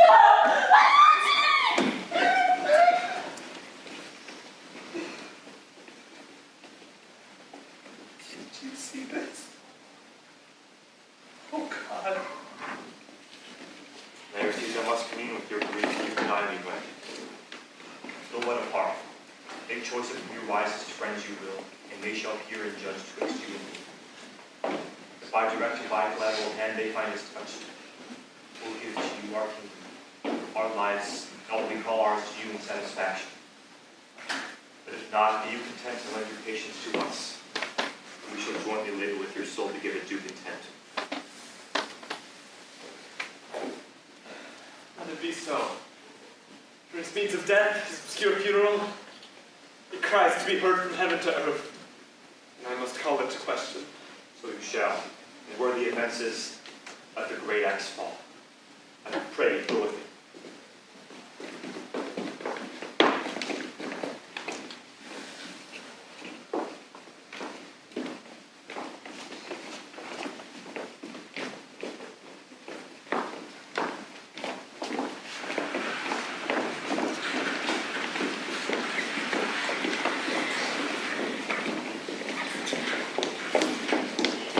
What are they that would speak with me? They say there's letters for you. Let them come in. I do not know where in the world I should be greeted, if not from Lord Hamlet. There's a letter for you, sir, from the ambassador that was bound to England. If your name be Horatio, as I let you know it is.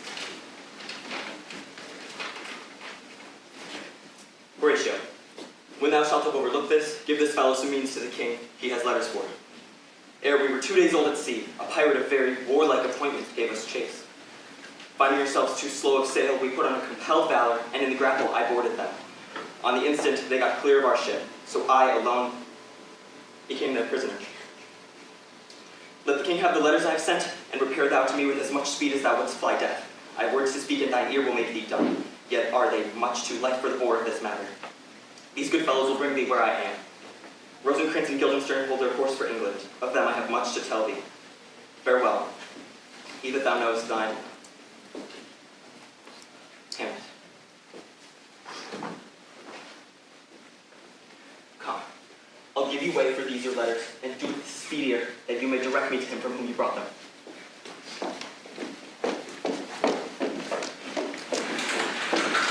Now must your conscience by a witness, you must be in your heart for a friend. If you have heard him with a knowing ear, that he at which your noble father slain pursued my life. It appears thus. But why you proceeded not against these feats, so criminal and capital in nature? For all your safety, thoughts, wisdom, all things else, will mainly stir. For two special reasons, which may perhaps to you seem much unto you, yet to me they strong. The queen, his motherless almost by his looks, and to myself she is so conjuncted to my life and soul, that to the star whose not but in his sphere I could not buy. The other motive to why a public count I might not go is the great love the general gender bear him, dipping all his faults in their affections, but have reverted to my vow again, but not where I have aimed them. So have I a noble father slain, a sister driven to desperate terms, so I will have my revenge. Break not your sleeps for that.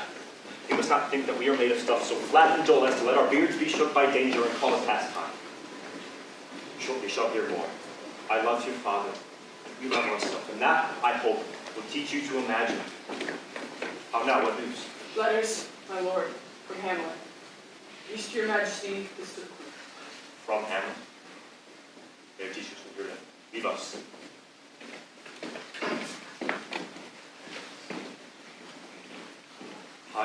shall know that I am set naked on your kingdom. Tomorrow shall I beg leave to see your kingly eyes, and I shall, first asking your pardon, thereunto recount the occasion of my sudden and more strange return. Hamlet. What should this mean? For all the rest come back, or is it some abuse and no such thing? Well, know you the hand? Tis Hamlet's character. Can you advise me? I am as lost in it as you, my lord. But let him come. It warms the sickness of my heart that I should live to say to his face, thou didst thus. If it be so, Laertes, will you be ruled by me? I, my lord, would you not overrule me to a peace? To thine own peace. If he return is checking out his voyage, and that he means no more to undertake it, I will work him to an exploit, but ripen my device, under which he shall not choose but fall. Before his death, no wind of blame shall breathe, but even his mother shall have charge of the practice and call it accident. Well, if I will be ruled by thee, I'd rather you devise it so I might be the organ. It falls right. You've been taught to travel much, down in Hamlet's hearing, for a quality wherein they say you shine. For art and exercise in your defense, and your rapier most especially. It would be a sight indeed if one can match you. Sir, this report of his that Hamlet so envenomed with his envy that he could nothing do but wish and beg your son coming over to play with you. Now out of this... So what of it, my lord? Laertes, was your father dear to you? Or are you like the painting of a sorrow, a face without a heart? Why do you ask this? Not that I think you not love your father, but that I know what is begun by time, and that I see in passages of proof, time qualifies the spark and fire of this. That we would do, we should do when we would. For this wood changes, and hath abatements and delays as many as there are hands, our tongues, our accidents. And that the should is like a spender's side, that hurts by easing. But just look at the ulcer Hamlet has returned. What would you undertake to show yourself indeed your father's son more than in words? Why, I would slay him in the church! No place indeed should murder sanctuaries. Revenge should have no bounds. But good Laertes, will you do this? Keep close to the chamber. Hamlet return shall know you are come home. Put on those shall praise your excellence, bring you and fine together, and wager on your heads. He being remiss, most generous and free from all contriving, will not produce of foils, so that with ease or a little shuffling, you may choose a sword unbaited, and in a passive practice requite me for your father. I will do it, my lord.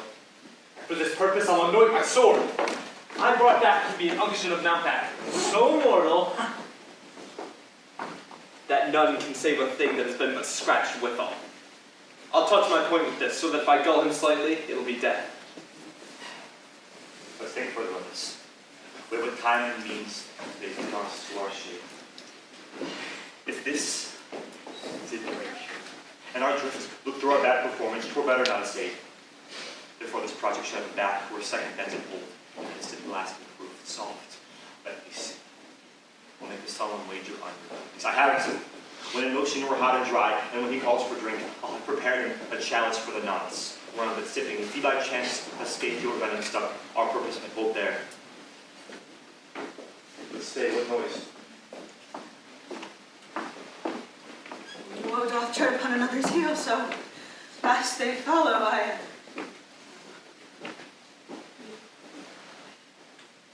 Sister's drowned, Laertes. Drowned? Where? There's a willow. Grows aslant the roof that shows his hoar leaves in the glassy stream. There. Fantastic garlands did she make of crowflowers, nettles, daisies, and long purples. That liberal shepherds give a grosser name, but our cold maids and dead men's fingers call them.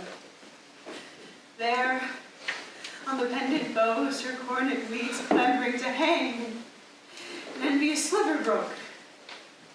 When down her weedy trophies and herself fell into the weeping brook, her clothes spread wide and mermaid like a while they bore her up. Which time she chanted snatches of old thoughts, like one incapable of her own distress, or like a creature native and endued unto that element. But long it cannot be, till that her garments, heavy with her drink, will the poor wretch from her melodious lay to muddy death. Alas, that she is drowned. Oh, thou must have too much water, Ophelia, so I forbid my tears. This is the trick of it. Our nature customs hold. Let shame say what it will. No, once this is gone, then the blood shall be out. Do, my lord! I dispute your fire with folly, would flame would blaze, but this folly has drowned it. Swallow, Gertrude. You recalled this rage. My fears will get it start again. Therefore, let's swallow.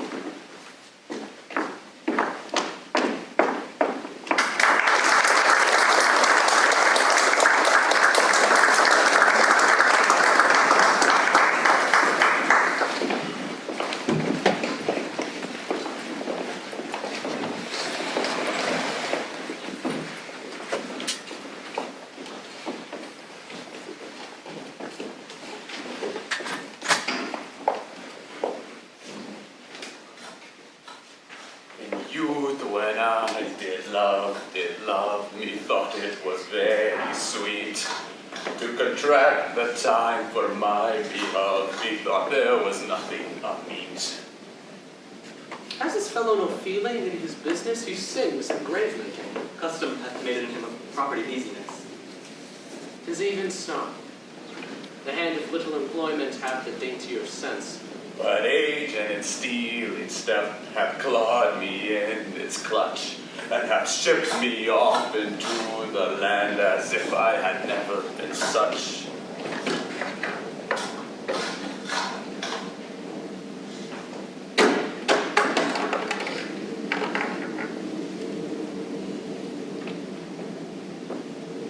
The skull had a tongue, could sing once. How the name jolts into the earth as if it were Cain's job that did the first murder. Might it not be the pate of some politician which this ass now overreaches? One that might circumvent God, might it not? It might, my lord.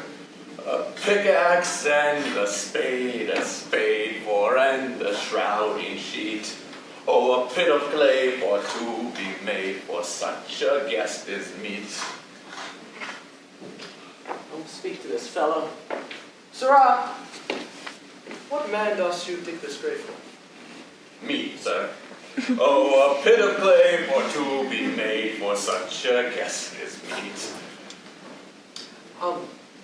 I think it be thine indeed, for thou liest in it. You lie out on it, sir, therefore it is not yours. For my part, I lie in it, yet it is mine. I think that thou lie in it, to be in it, and liest. For the grave is for the dead, not for the quick, for you liest. It's a quick lie, sir, and 'twill away again from me. How absolute the name is. We must speak to him by the card, or equivocation will undo us. How long have you been a graveman? For all the days in the year. I came to it that day our last King Hamlet overcame for me. How long is it since then? Cannot you tell that? Any fool can tell you that. It was that day that young Hamlet was born. He who is now mad and sent to England. Why was it they sent him to England? Why? Because he was mad. He shall recover his wits there. And if he do not, 'tis no great matter over there. But what's madness? Very strange. On what grounds? What grounds? Why, here in Denmark. I have been sexton here, man and boy, 30 years.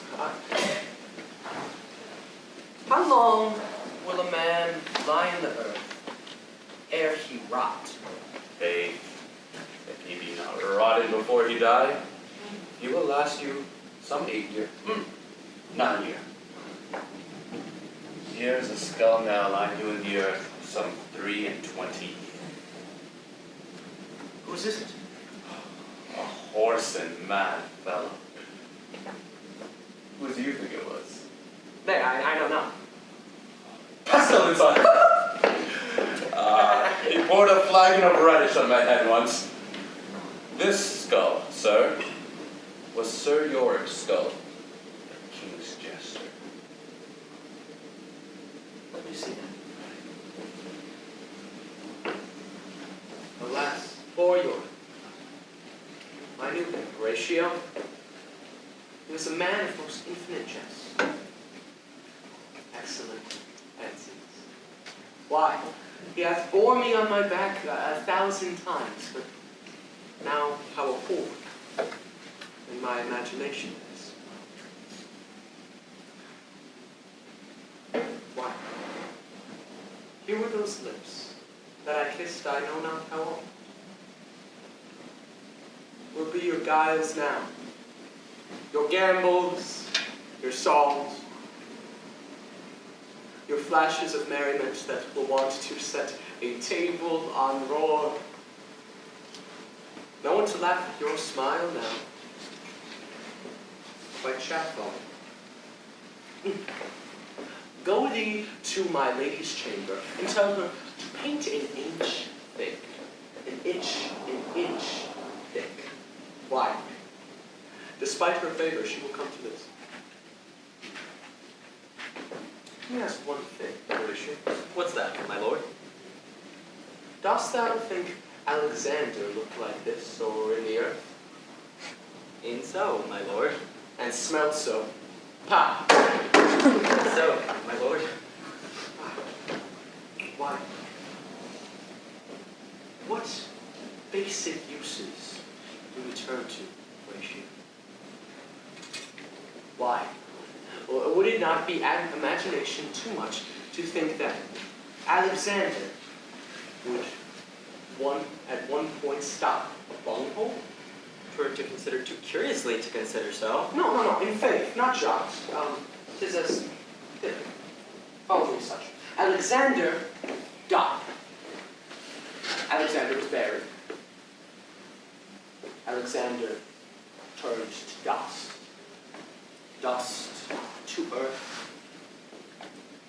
And earth, well, we make loam.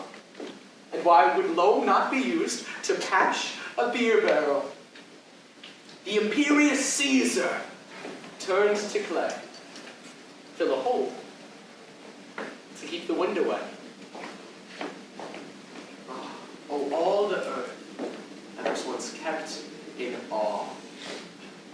Patch a hole in the wall to expel the winter's flaw.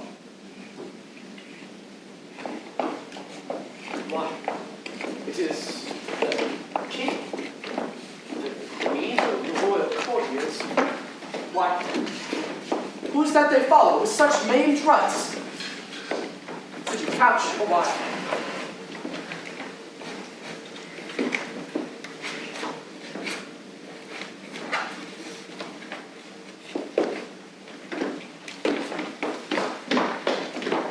What ceremony else? Her obscurities have been as far large as we have warranty for. Her death was doubtful, and as the great command often oversways, flints and shards and pebbles shall be thrown at her. Yet here she's allowed her maid instruments, her virgin krantz, and the bringing home of bell and burial. Must there be no more done? No more to be done. For we should profane in the service of the dead to sing a requiem, and lay to rest such as these parted souls. Lay her in the earth so from her fair and unpolluted flesh may fire spring. I tell thee, a ministering angel my sister shall be while thou lies howling. What? The fair Ophelia?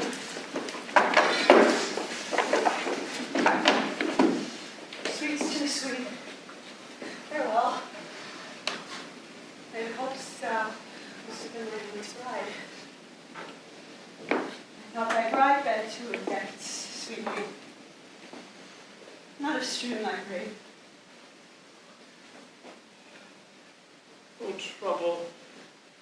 Oh, 10 times trouble upon the cursed head whose most ingenious sense have robbed thee of. Hold up the earth a while, till I have held her in my arms once more.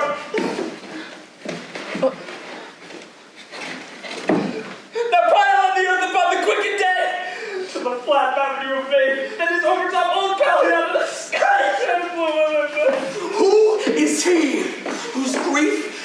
such an emphasis that it conjures the wandering stars and makes them stand like wonder-wounded heroes.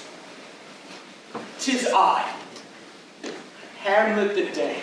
Will the devil take thy soul? Prince, I will! I really take the hands from my throat! Though I split it in mass, I still have that within. Pass! Show! How did this under?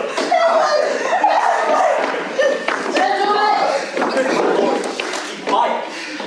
Nay! Why, I would fight with him upon this theme until my eyelids no longer wagged.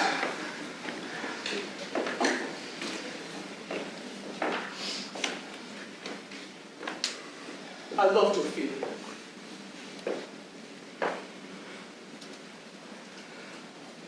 $40,000 brothers, in all their love, could not come close to my son!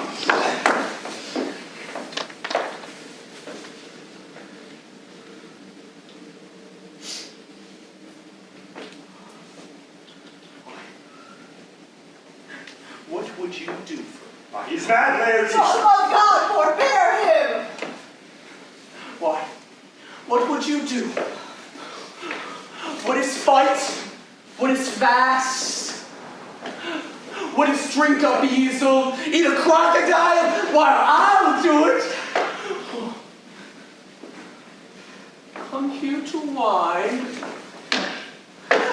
to outface me by leaping in her grave. Well, I'll join you there. Pile on the dirt quick.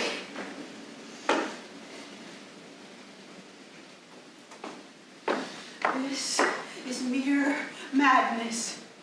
And thus a while the fit will work on him anon. As patient as the female dove when that her golden couplets are disclosed, his silence will sit drooping. Why, I did love you ever. Why wouldst thou do this? 'Tis no matter. As Hercules, the cat will kneel, and the dog will have his day. I've heard a good raise your way, Clyde. Strengthen your patience on the last night's speech. We'll put the matter to the present push. Good Gertrude, set some watch over your son. This place shall have a living grunt monument.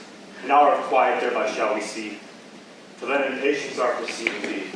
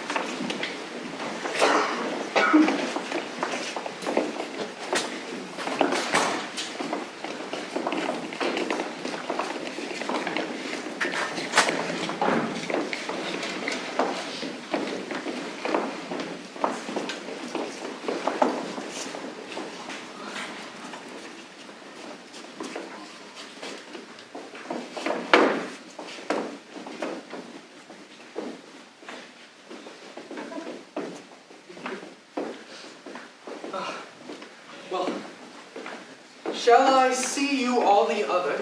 Do you remember the circumstance? Remember it, my lord. Why, in my heart, there was a kind of fighting that kept me from sleep. Up from my cabin. In the dark, groped I about to find them out. Yes, and half what I desired, fingered their packet, and swift back to mine own room.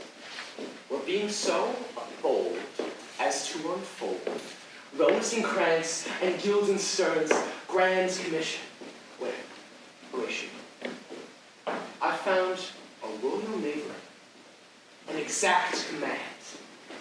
My head should be struck off.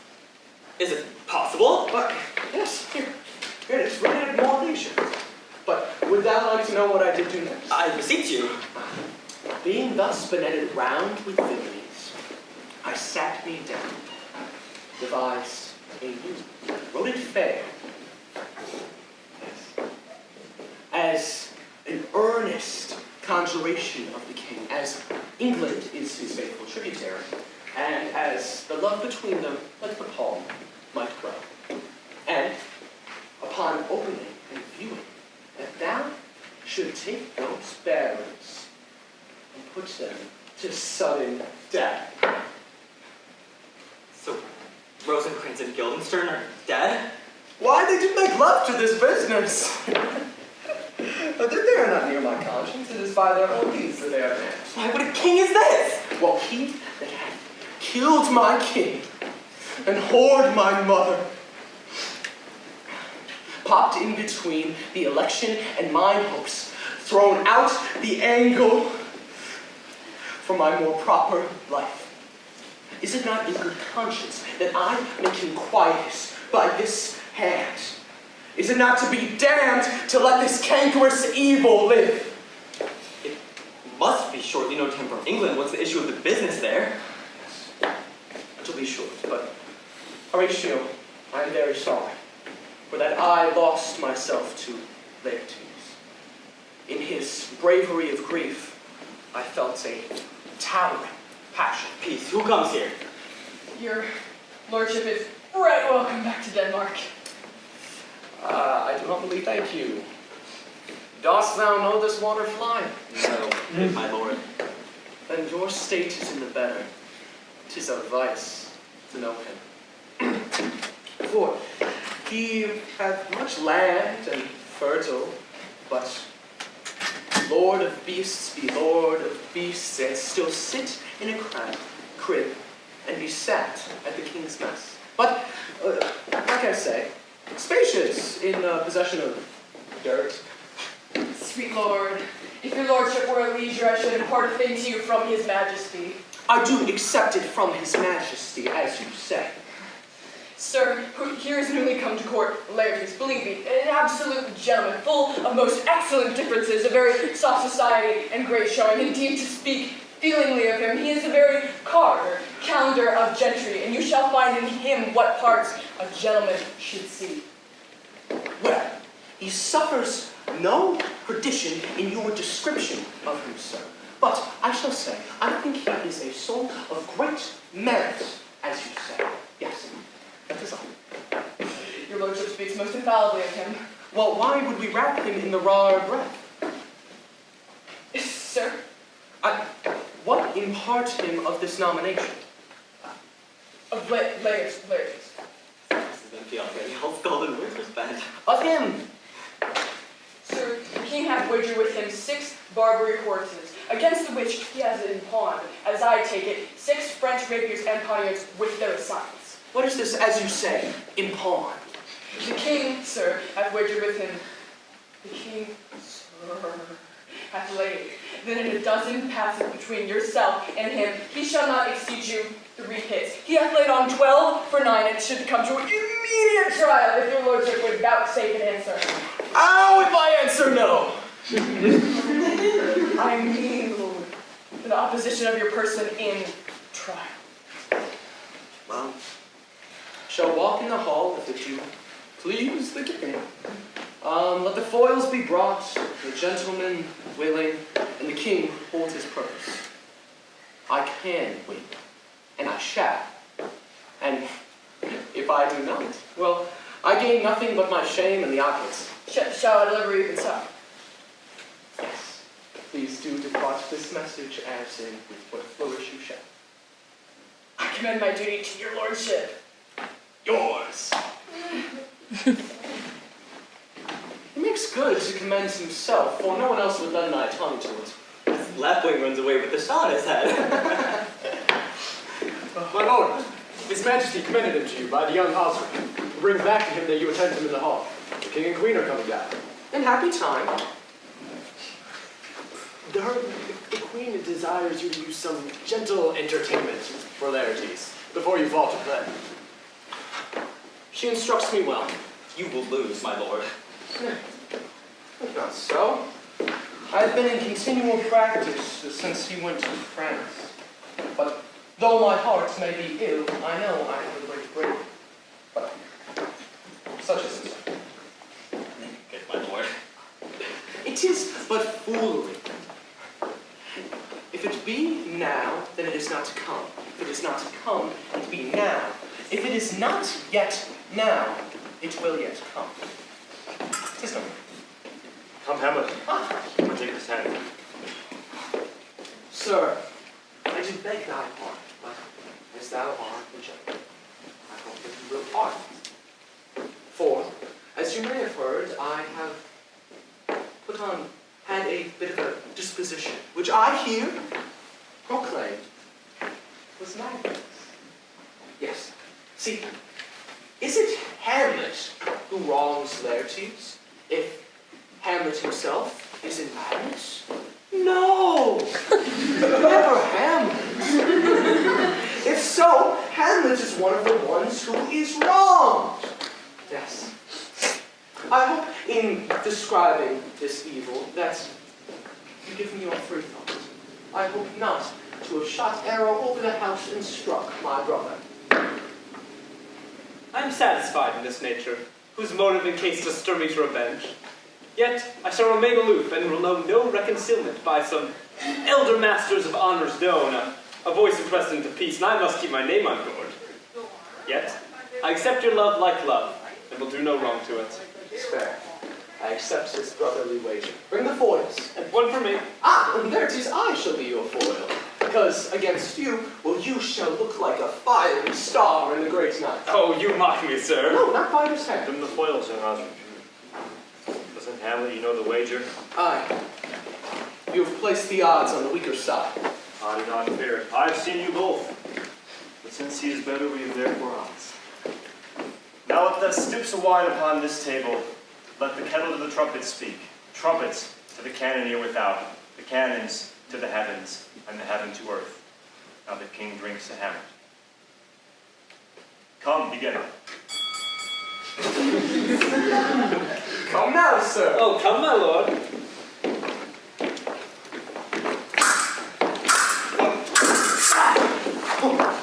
Oh, no! Judgment. A hit. A very palpable hit. Well, come again. Stay. Give me drink.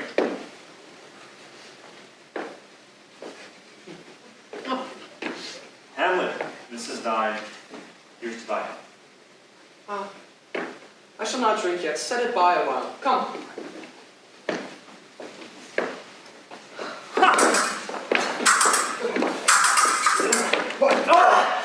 Another hit. What say you? Touch a touch, I do confess it. Some shall win. Scant of breath. Come hither, dear Hamlet.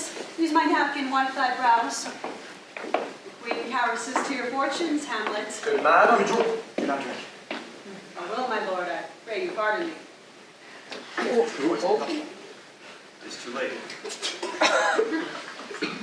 I shall not drink yet.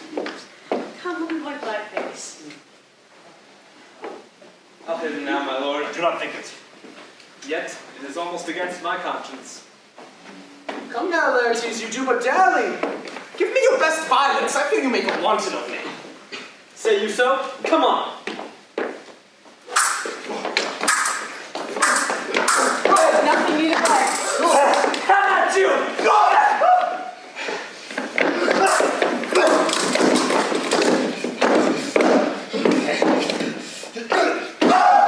Nonsense! They come again! Look to the queen there. Oh! They bleed from both sides. Poison Laertes. Why is a woodcock in my own spring, Osric? I am justly slain with my own treachery. Does the queen just move to see them? No. No, the drink. The drink, oh. My dear Hamlet, the drink. I am poisoned.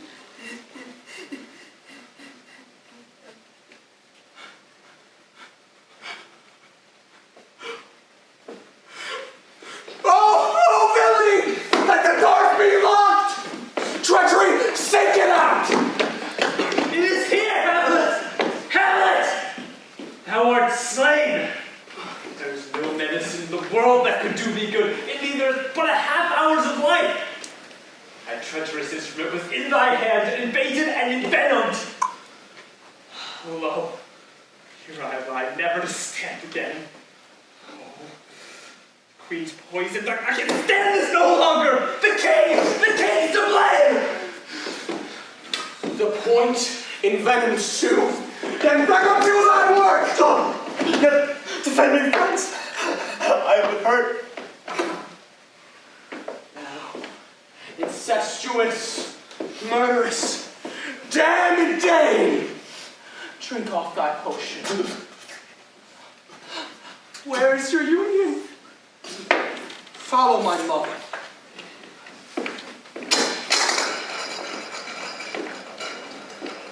He is justly served, for it was a poison tempered by himself. Exchange forgiveness with me, Hamlet. Mine and my father's death not upon thee, nor thine on me.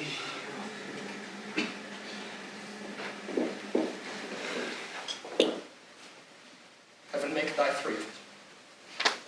I follow thee.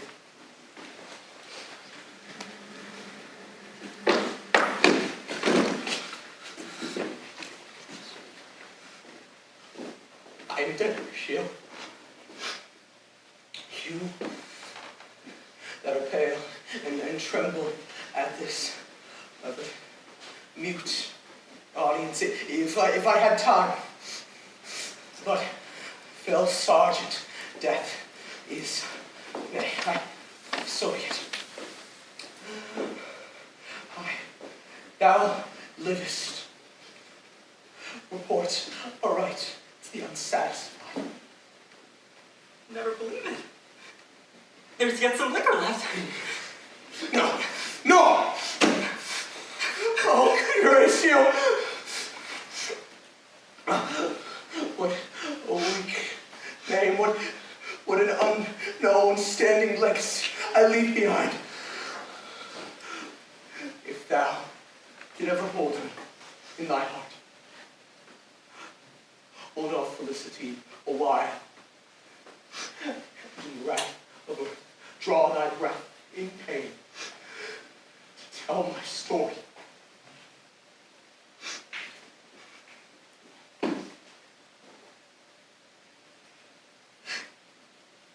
That cracks a noble heart.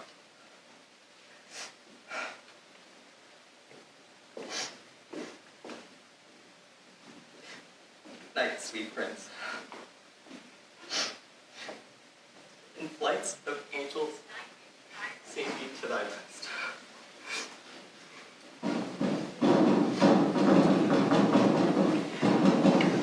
Warlike noises, death! Young Fortin Brock, with conquest come from Poland, the ambassadors of England gives us warlike folly. There is a sight. What is it you would see? If aught of woe or wonder seest thy serf! What it cries on havoc, O proud death, which feast is toward in thy eternal cell, that thou so many princes at a shot so bloodily hast struck. The sight is dismal.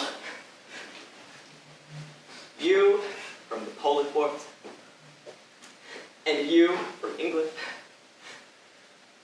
are here arrived. Give order that these bodies, high on stage, be placed in view. And let me speak to the unknowing world how these things came about. So shall you hear carnal, bloody, unnatural acts of accidental judgments, casual slaughters, or deaths put on by cunning and forced cause, and in this upshot, purposes mistaken, fallen on the inventor's heads. All this can I truly deliver. Let us haste to hear it, and call the noblest audience For me, with sorrow, I embrace my fortune. For I have some memory in this kingdom, for which to claim my vantage doth invite me. Of that shall I have also cause to speak. And in his mouth whose voice will draw on more. But let the same be presently performed, even whilst men's thoughts are wild, lest more mischance on plots and errors happen. Take up the bodies, such a sight as this comes the fields and shows much amiss.